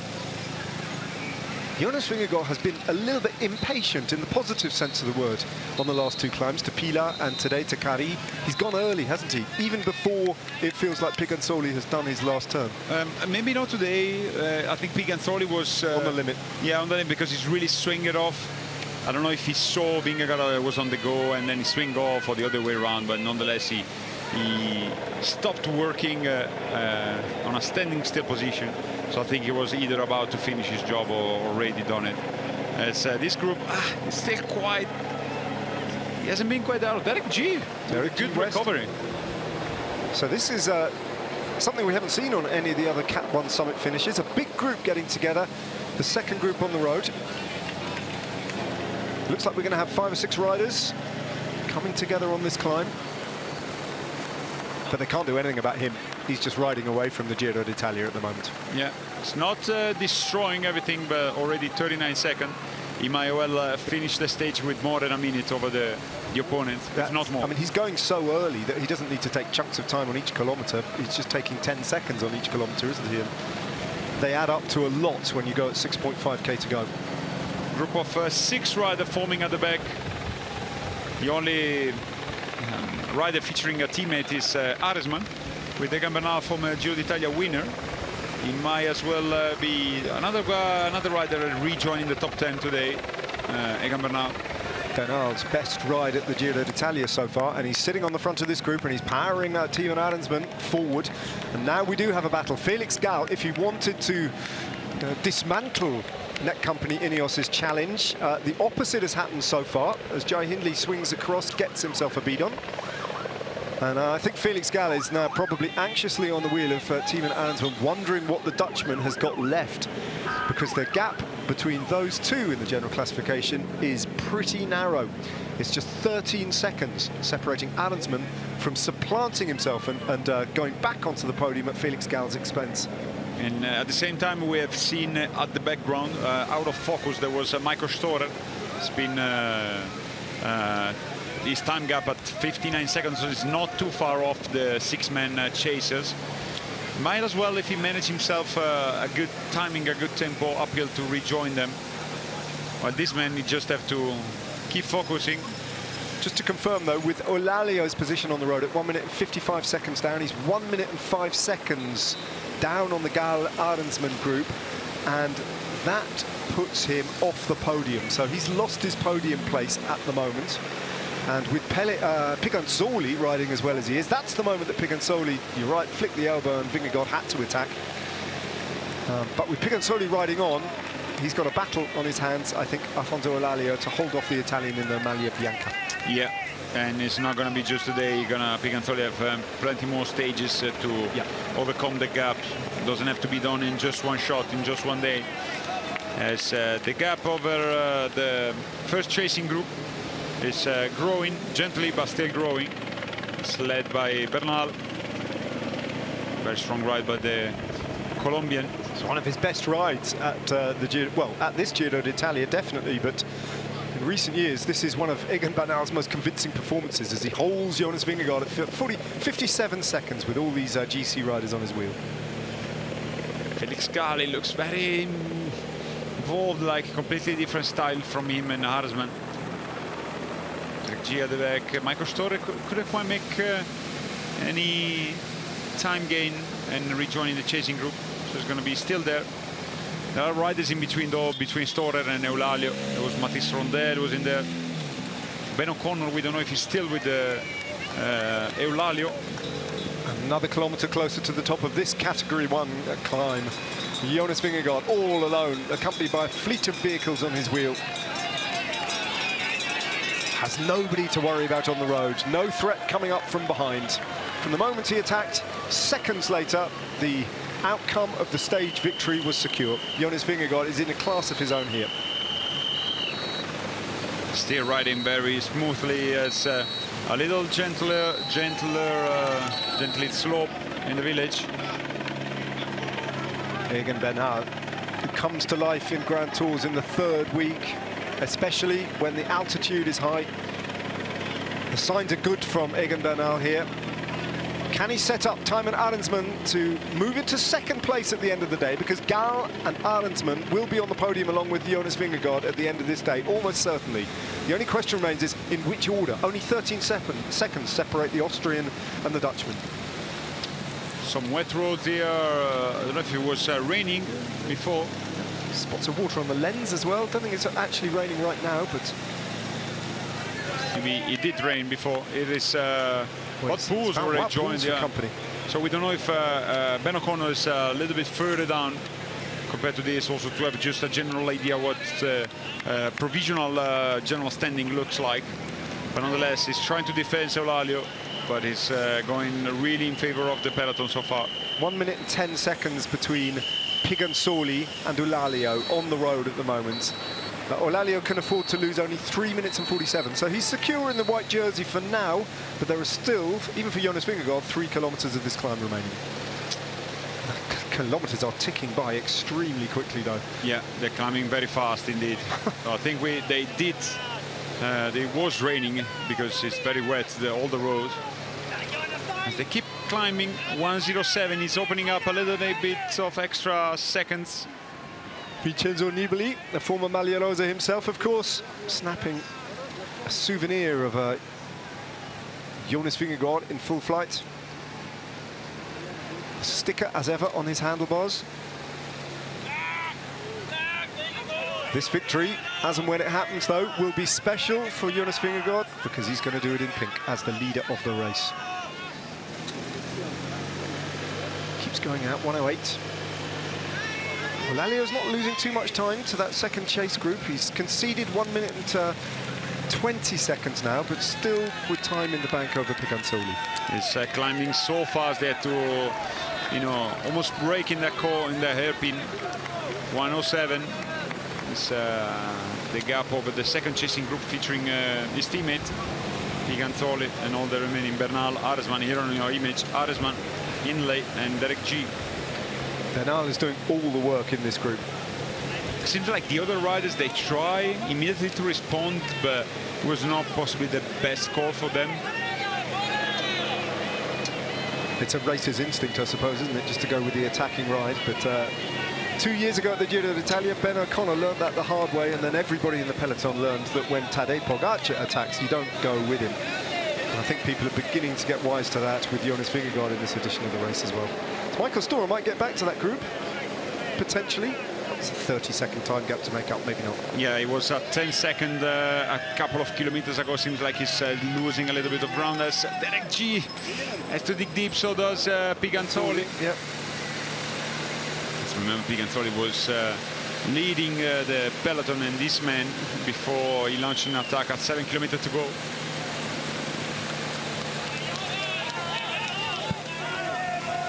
Gentler gradients here for Jonas Vingegaard, spinning away. The 2-kilometer arch ahead of him on the road. Support from the side of the road. The Maglia Rosa delivering yet another climbing masterclass here in Switzerland.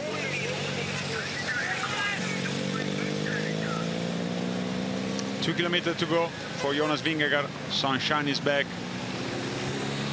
Strongly near 25 per hour on a 9% gradient. Steadily taking time, Jonas Vingegaard. It's just the thing he has to do, you know, gaining time little by little. He has already a quite convincing 2 minute 50 of the Felix Gall, which is yet third in position, but as the situation is on the podium of this Giro d'Italia. So with today is going to be another big slam. Is going to be at more than 4 minutes advantage over the Austrian. Now what's going to happen, because we're getting close to the top of this climb. These riders are approaching 2 kilometers to go. Not sure how much longer Egan Bernal can continue to sit on the front of this group, setting this pace. Arendsman is, for all the world, Etnet Company Ineos are looking like they're about to set up an attack for Team Arendsman. 1:13, conceding ground, but not too much as Derek G is. Pigansoli had to let it go. The chasing group is too fast for him, leaving a gap to Derek G that he might be hampered also on the same gap. Good news for Afonso Eulalio that Pigansoli finally lets go of that group of favourites. And Derek G West ahead.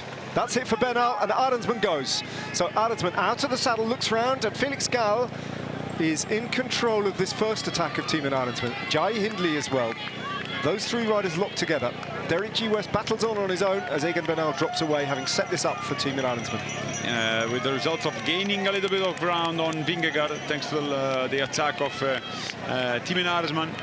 In the background, Pigansoli have picked up Bernal on the way. It's a second group on the road, and they're going away from Pigansoli and Derek G West. Still it's Arendsman powering on, Felix Gall on his wheel, and Jai Hindley poised for another explosive finale, potentially, to pick up a second place on this stage. Hindley's getting better and better. And after today, of course, Jai Hindley will have the absolutely unequivocal leadership role in Red Bull Border Hansgrohe, because Giulio Pellizzari has tumbled out of the general classification at the end of the day. We're about to enter the last kilometer for Jonas Vingegaard. The back Arendsman has stopped making an impact on the time gap. 1:07, 1:06. This group store is a group store. The micro store is actually a one-man group. Now Jai Hindley's working on the front of this group. So these three combining with one another. Felix Gall doesn't look great. I think he shows Hindley applies a bit of pressure.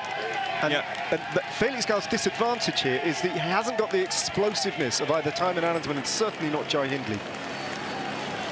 He's shown some bit of a distress, Felix Gall in there. He shows like he's suffering, and by a lot, as Vingegaard crosses the kilometer to the finish arch. mighty 27.50 the time. First time showing a bit of fatigue as well. Body shape as well, a little bit more rocking on the bike. Still not taking quite as much time as he was, but certainly not losing time. Yeah, and he has 4 minutes to cover 800 meters, so it's going to be, I think, once again another. He's going to have a huge lead in the general classification at the end of the day. But the battle for the podium is far from settled. These three riders, all of whom will believe they can finish second in this Giro d'Italia. Now that Eulalio has dropped away and out of that second place that he's been holding for some time. He's riding on well, though, Eulalio. Not losing too much time. He's lost 1 minute and 30 to the chase. Yeah, he hasn't cracked completely. He's trying to limiting the damage. He's riding for that white jersey. Derek G. West comes back again. He's been yo-yoing all over the place today, Derek G. West. Maybe it just shows that they've slowed up a little bit. They have, because the gap to Vingegaard has grown enormously. Now, if Derek G. West has got the legs, he could attack here because they are starting to look at one another for the final. 600 meters in the meantime for Jonas Vingegaard, thanks to the tactics and the strategy behind looking one each other, is gaining ground. 1 minute 27 at this point.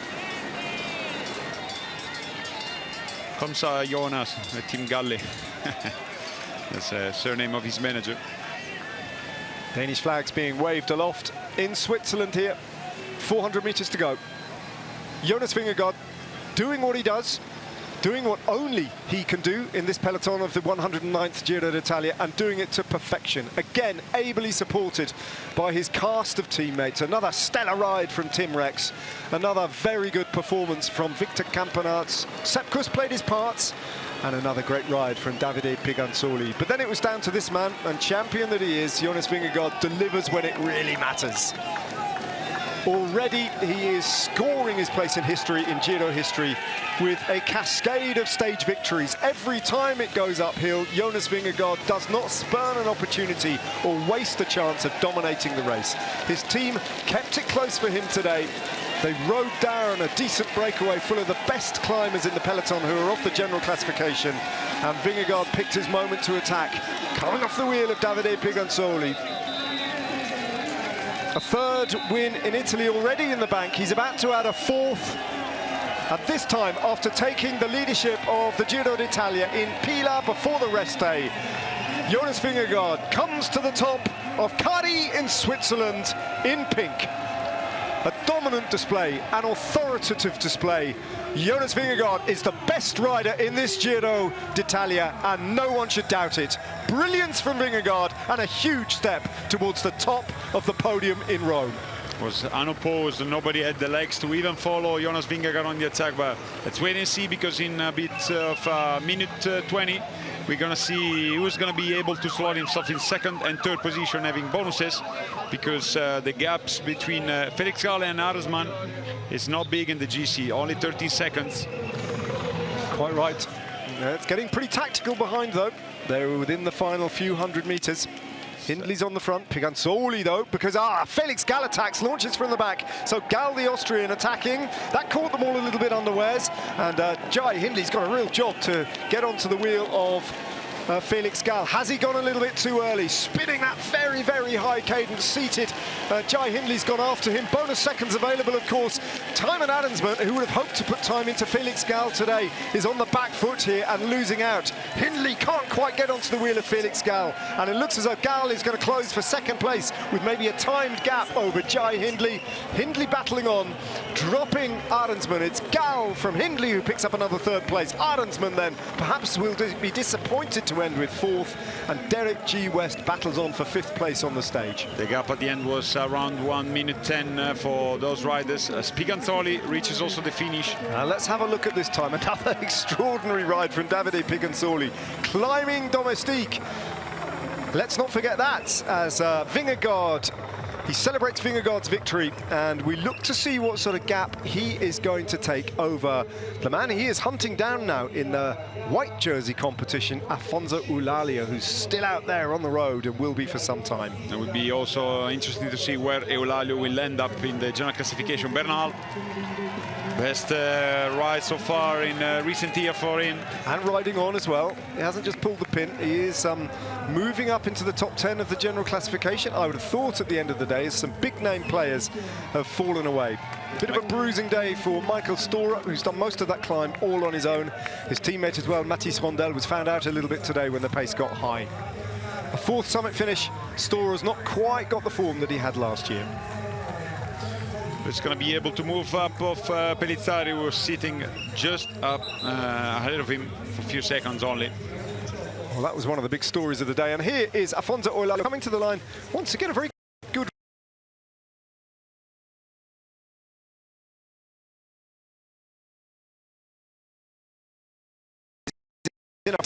for the white jersey. Giulio Pellizzari has fallen right away and out of contention for the white jersey in the general classification. It's going to be between Piganzoli and Eulalia for that jersey in Rome as Rondel crosses the line ahead of Eulalia.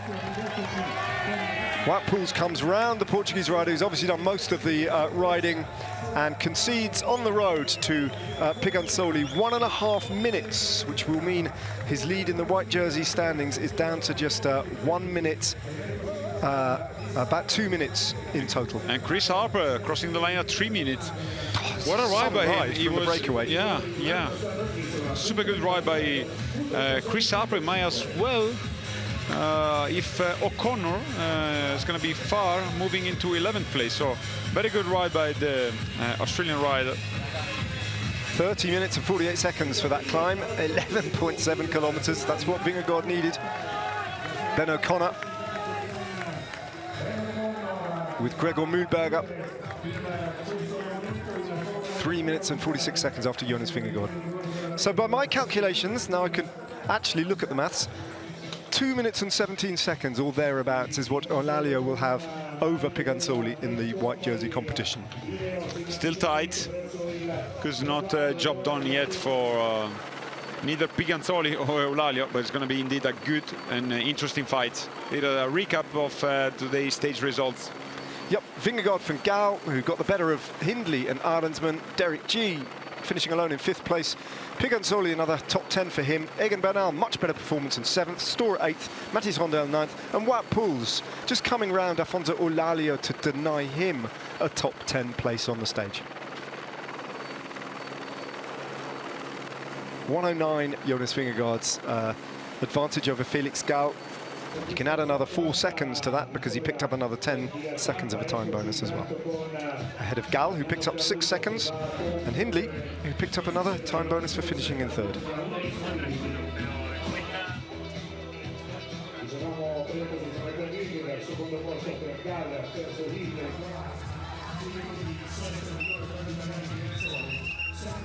Well, it's a quartet now, a 4-stage set that Jonas Vingegaard has got. But this one will be just that little bit special because he has done it in the leader's jersey of the Giro d'Italia.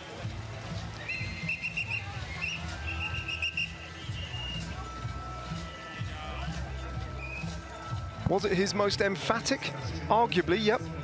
They seem to be getting better and better as he goes from strength to strength.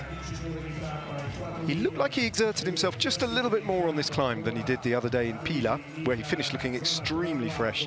Yeah, on a much harder day, but today was after the rest day. He won. I mean, it's not like we are here commenting on a bad performances by him, just like reading in between lines on the faces and expressions of Jonas Vingegaard.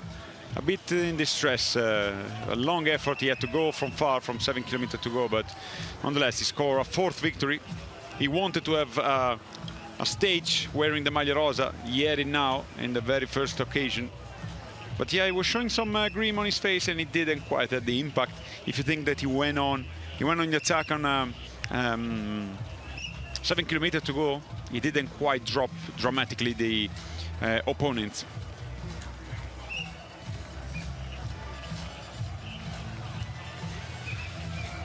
Well, Tadej Pogacar won 6 stages on his way to victory. of the Giro d'Italia in 2024. Can Jonas Vingegaard match him? He's on course to match him, and the opportunities are there for Jonas Vingegaard to match him. As the reworked general classification keeps Felix Gall in the podium and moving up to second place. Arensman moves up onto the podium place of the expensive Afonso Eulalia, who drops now down to 5th place. Jai Hindley moves up to 4th. Derek G is also 3 places better up now.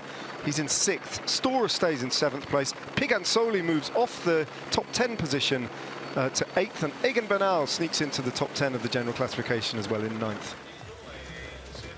Koen Bouwman crossing the line. I think we have to wait a lot before Giulio Pellizzari will arrive. Yeah, Zweyoff was dropped much further down the road than Giulio Pellizzari. It's a massive disappointment for Giulio Pellizzari, and there might be some explanation that we'll find out about, because he was dropped almost immediately on the climb, which is not normal. The form would not suggest that Giulio Pellizzari would be dropped, so there may be an underlying reason that we'll only find out about after the race is finished.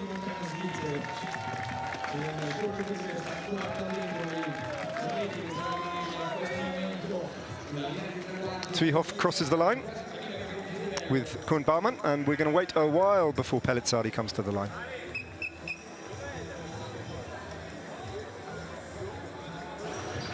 Eulalia warming down.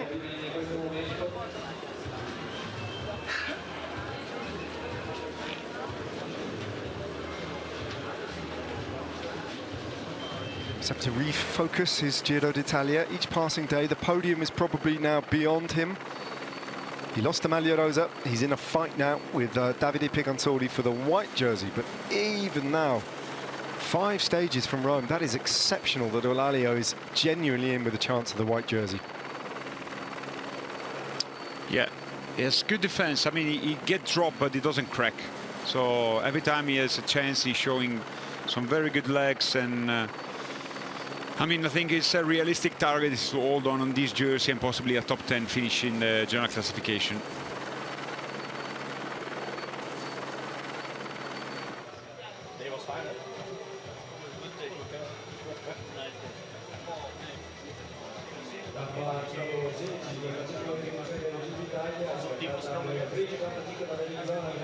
Well, memories of another Danish domination in terms of stage hunting last year. Mads Pedersen, he picked up 4 victories.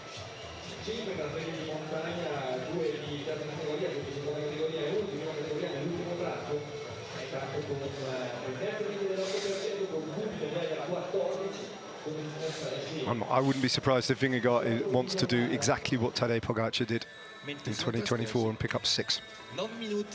It's not inconceivable. Yet again, another great display of Visma bike as a team. When they decide to shape the race, they took the bull by the horns, and they were at the front the whole day. Bart Lemon did a lot of work. Victor Campenaerts did a devastating ride that really did thin the peloton out, actually, on that climb. He made a huge difference today, Victor Campenaerts.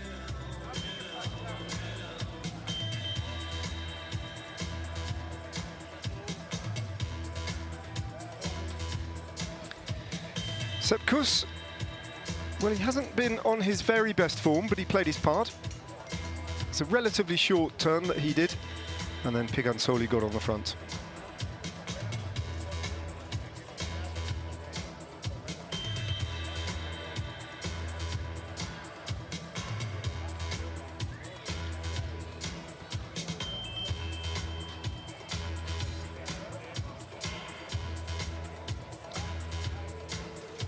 And when he left that group, he was never seen again, Jonas Vingegaard. The fate of the stage win hung in the balance for no more than about 5 or 10 seconds before Felix Gall sat down again and effectively conceded the stage.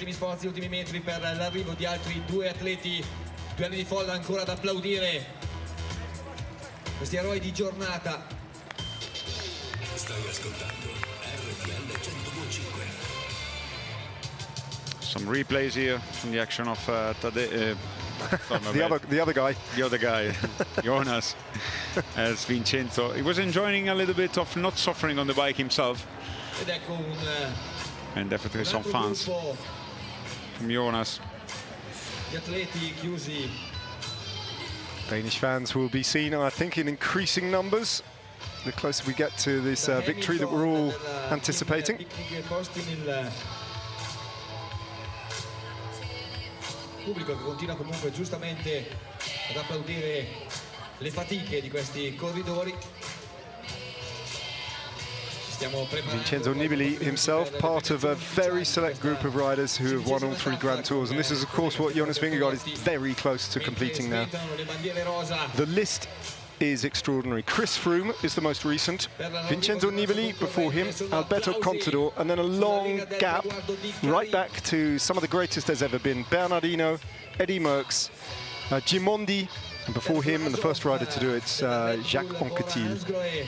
That's the company that Jonas Vingegaard wants to be in at the end of this week, and it is a very, very short list.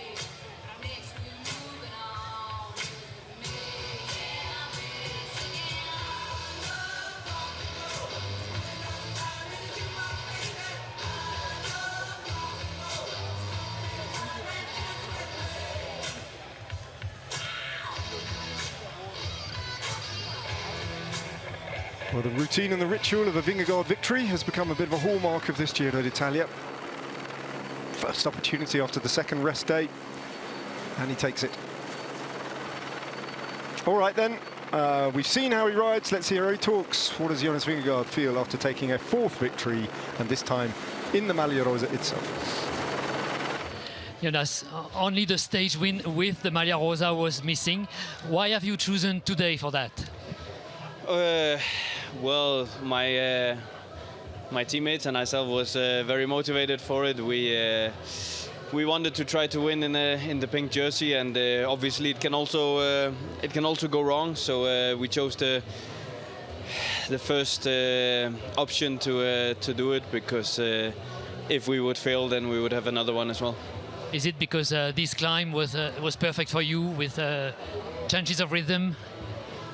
I think it was a very nice, very hard climb. It was, yeah, it's a long climb. It took around half an hour, I guess. And again, my teammates today, they did an amazing job. They pulled from the start, and they didn't give the breakaway any chances today. And on the last climb, they reduced a bunch, and yeah. Then I had to do the rest, and I'm happy once again that I can pay off my teammates. What have you thought of the fans on the roadside? Some Danish people and a certain Team Galli.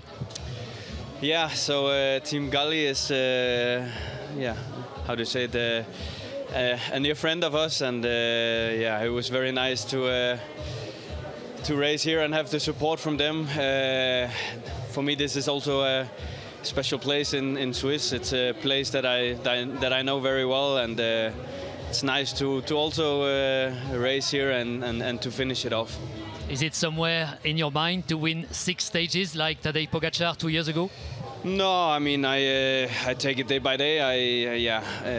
Now I have 4 stages, and then we see what we will do for the rest of the week. Tack Jonas.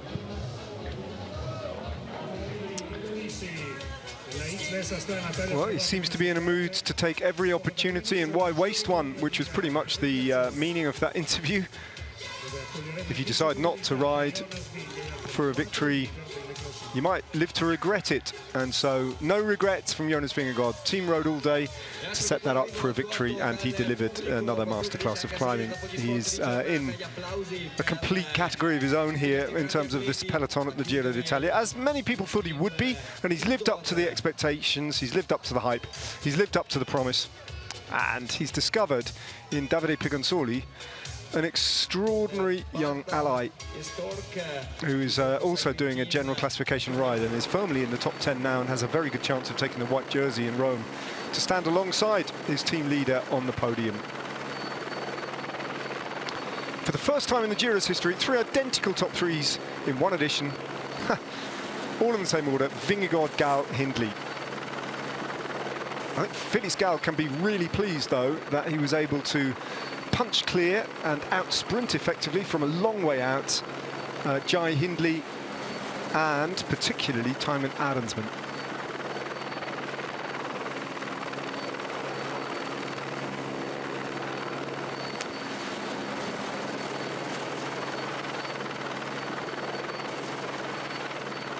We've seen plenty of these on today's course, but none with quite the ferocity of this one here close to the finish line.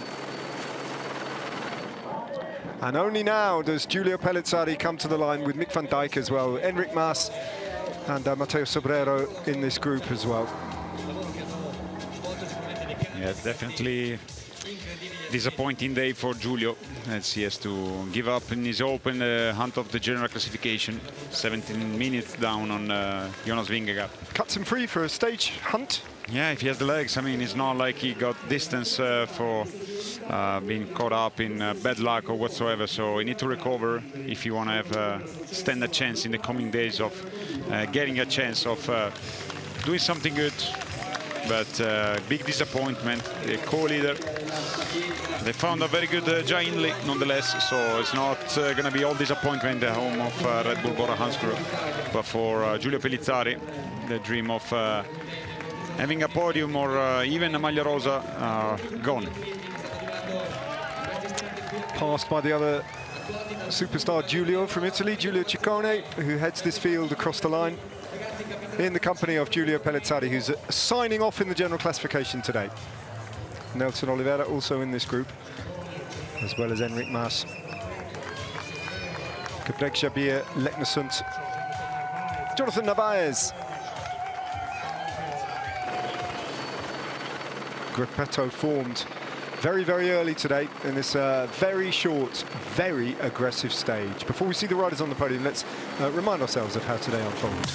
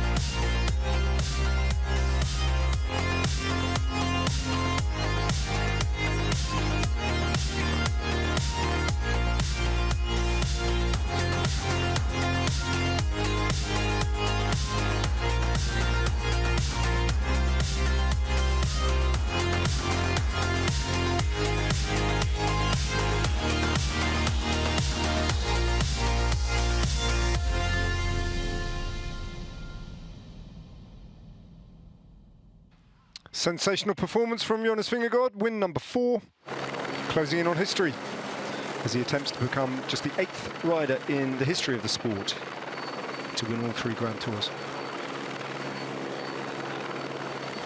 Denies his interest, his active interest in matching Pogacar's 6 stages back in 2024. But on the other hand, it wouldn't be surprising if, despite all of that, he does end up winning 6 stages on this kind of form. All depends on how much the team, though, want to work in order to bring the race, to control the race and bring it back for the potential of a Vingegaard victory.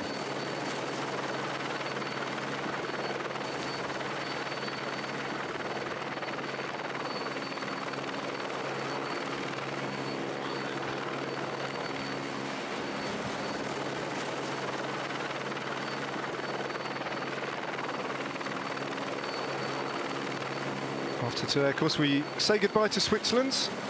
We've just dropped in just for this one little day, and another very, very simple little church, whitewashed walls and a simple slate tiled roof. and in this case a lovely walled cemetery, and an absolutely stunning view from that cemetery as well, overlooking the valley, where the shadows from the mountains are creeping across, almost striking the other side of the valley. Still, at the moment, for now, bathed in warm late afternoon sunshine. Temperatures not quite as oppressive as they were in Milan a couple of days ago, or indeed yesterday in this part of the world. It was furiously hot for the rest day. As we now move to within 5 days of the end of this year's Giro d'Italia, with no great suspense about the destiny of the Maglia Rosa, it would be fair to say, but a really intriguing battle for the podium placing. A good last few hundred metres from Felix Gall, who distanced both Jai Hindley, finishing in 3rd place, again behind Felix Gall, and significantly for Felix Gall. He's not really looking at Hindley, he's looking at the Dutchman, Thymen Arensman, who was well and truly beaten by Hindley and Gall, and had to settle for a podium place on the stage. 4th for him, outside of the time bonuses. Hindley chipping away and moving up the GC all the while others fall away, including his teammate Giulio Pellizzari. Alfonso Alulio still very much in the fight for the white jersey.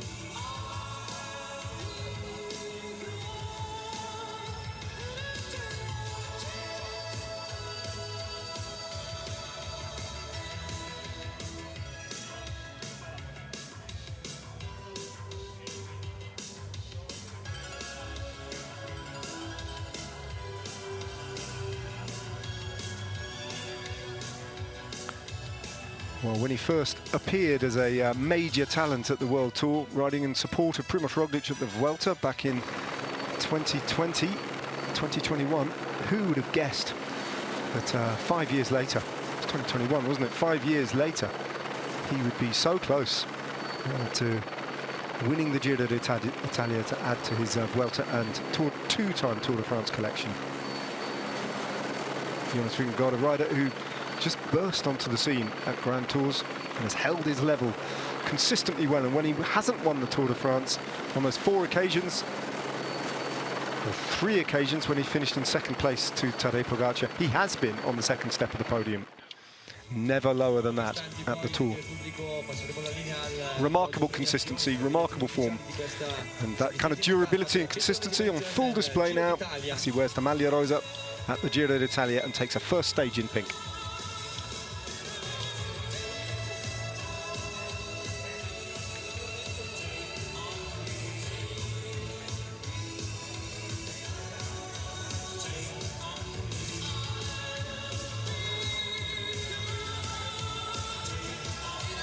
Confidence will be sky high coming from the Giro d'Italia with the expected victory, if that's what it's going to be, in the bank, and heading for the Tour de France in July.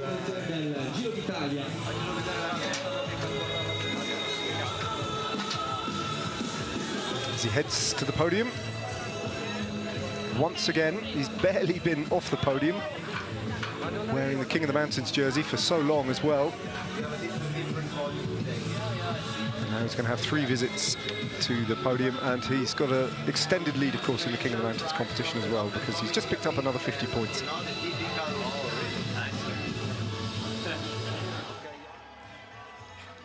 Signore e signori, è ora il momento della cerimonia di premiazione della 16ª tappa del Giro d'Italia, Bellinzona-Carì, 113 km.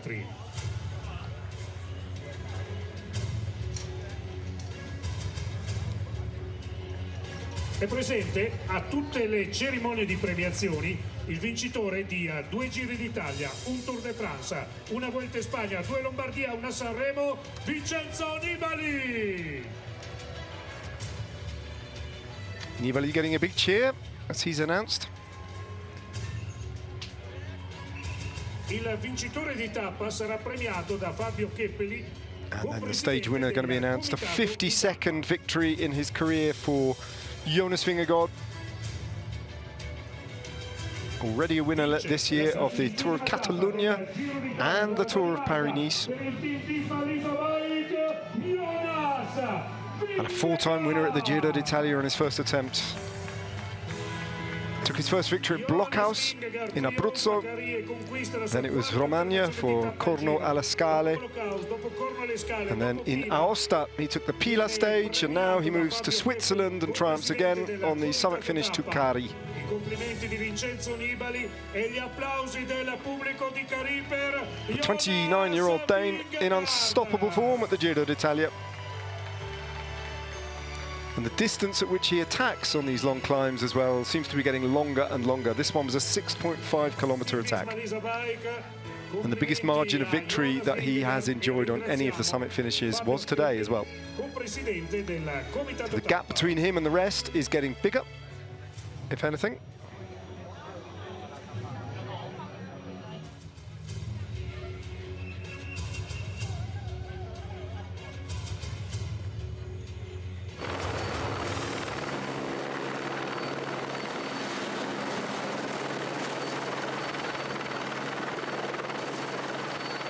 That's top 10. Gal and Hindley on the podium, Arnsman in 4th. But from the bottom up, Wout Poels just came round Afonso Elalio to take 10th place. Mathis Rondel rode on for a top 10 finish, just behind Michael Storer, and a resurgent Egan Bernal, who did a lot of the work to set up Thymen Arensman's attempts to try and, unsuccessfully in the end, take Felix Gal's position on GC.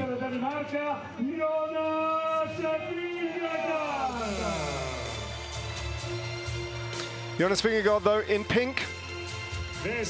And now with a very, very big lead in the general classification indeed. 62 hours, 10 minutes and 26 seconds in the saddle. Picking up 30 seconds of time bonuses, 40 seconds of time bonuses, I think, along the way. And those 4 victories, as well as his performance in the individual time trial, give him a lead over Felix Gal that is starting to look cavernous at over 4 minutes. La leadership in classifica generale per Jonas Vingegaard. E ringraziamo Gabriele Gendotti, già consigliere di Stato Canton Ticino.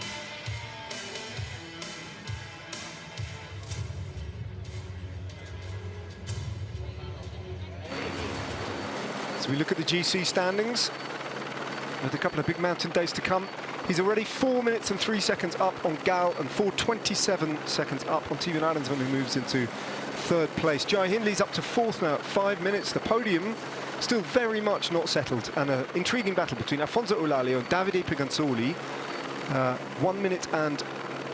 2 minutes and 57 seconds separating them, I think, in the white jersey competition. And we'll have a look at that and confirmation of that before we're done here, as we switch our attention to the King of the Mountains. Tadej Pogacar, in victory 2 years ago at the Giro d'Italia, beat Dani Martinez into 2nd place by a massive 9 minutes and 56 seconds. It is not inconceivable that Jonas Vingegaard could do something similar with 2 big mountain stages still to come on stage 19. Huge climb that, huge day, and stage 20.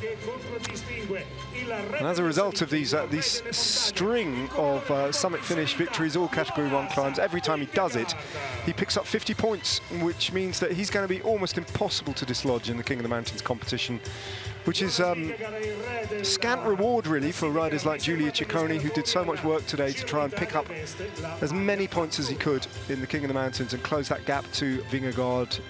But in the end, if the race comes back and Vingegaard wins, there's not much Ciccone can do about it, or indeed any of the others. It's a question, I think, for the race organisers, not just here, but at all Grand Tours, how the King of the Mountains competition is a little bit weighted these days in terms of GC riders.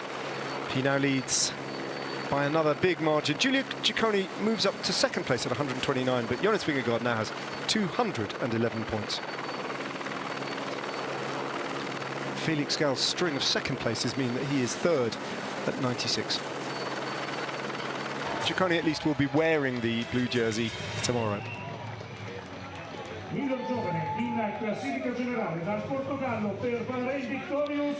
And the only rider on this podium, because I think we're still waiting for Paul Magnier, in the Maglia Ciclamino. The only rider who's not called Jonas Vingegaard to step onto the podium today is Alfonso Eulalio, who continues to lead the white jersey standings. Battled very, very hard today, but he is capable of, once he's dropped, digging in and not losing huge amounts of time. Can he hold on in the face of all the trials to come, and the massive stage 19 in particular, I think, will be an enormous challenge for Eulalio. Let's have a look at his lead. Giulio Pellizzari has dropped away in the white jersey standings completely down to 5th place at a massive 16 minutes and 58 seconds. Pigansoli moves up, though, to 2nd place at 2 minutes and 17 seconds. He lost about a third of his disadvantage to Pigansoli on today's climb. So that competition is too close to call. And a special prize here in Switzerland from the race sponsors on the day. Jonas Vingegaard being presented, by the looks of it, with another bottle of champagne to take away to the team car. And an enormous cowbell.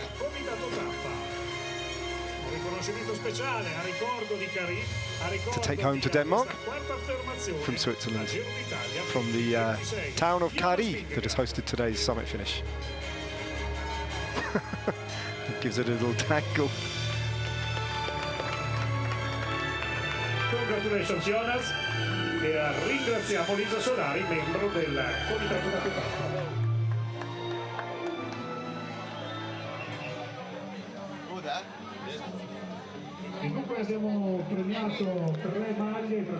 So as he heads off to perform his media duties.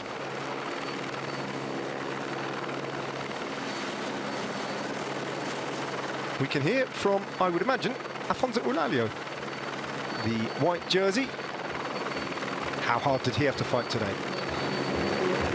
Alfonso, 11th of a hard mountain stage. Are you satisfied with that? Yes, why not? I did close top 10, no, and I did quite good climb. I know for Jonas is super strong, also for the others riders are fighting for podium, no? But yeah, I did my pace. I just keep my pace on the climb. I try to survive, I try to do good, and yeah, I keep the jersey one more day, the white jersey, and I'm super happy. Have you seen that Davide Pigansoli can now be your main opponent for the white jersey? Yeah, I already checked Pellizzari. He don't have so good day, no, but Pigansoli are more close. I think I need to speak with Jonas and ask him for put Pigansoli pulling on the start of the stage. Thank you very much. Thank you. Excellent answer from Alfonso Eulalio. He needs Davide Pigansoli to burn himself out early on, but that's going to be a really interesting battle. Let's have a look at stage 17 tomorrow. It's another hard day. 3-star stage as opposed to today's stage, which was a 4-star stage, and it's over 200 kilometers for the first time in a while, actually. First time they've faced this kind of distance since the first week. Flat at first from Cassano Dada, and then up over 2 category 3 climbs. Tre Termini, the first one, and then dropping down after those 2 climbs, going around the Lago d'Idro, Lake Garda just to the right, an intermediate sprint at Roncone, and then rising terrain all the way to the Red Bull kilometre at the foot of the final category 3 climb of Andalo Lever, and a finish in Andalo, a downhill approach to a final little uncategorized kicker taking us to the line. Surely tomorrow is a day for the breakaway, and who could possibly rule out Jonathan Narvaez taking tomorrow's parcours very seriously. Short and sharp today here in Switzerland. Hope you enjoyed it. We'll return for what could be a fascinating battle for the breakaway tomorrow. Make sure you join us for live coverage of stage 17. But for now, it's ciao.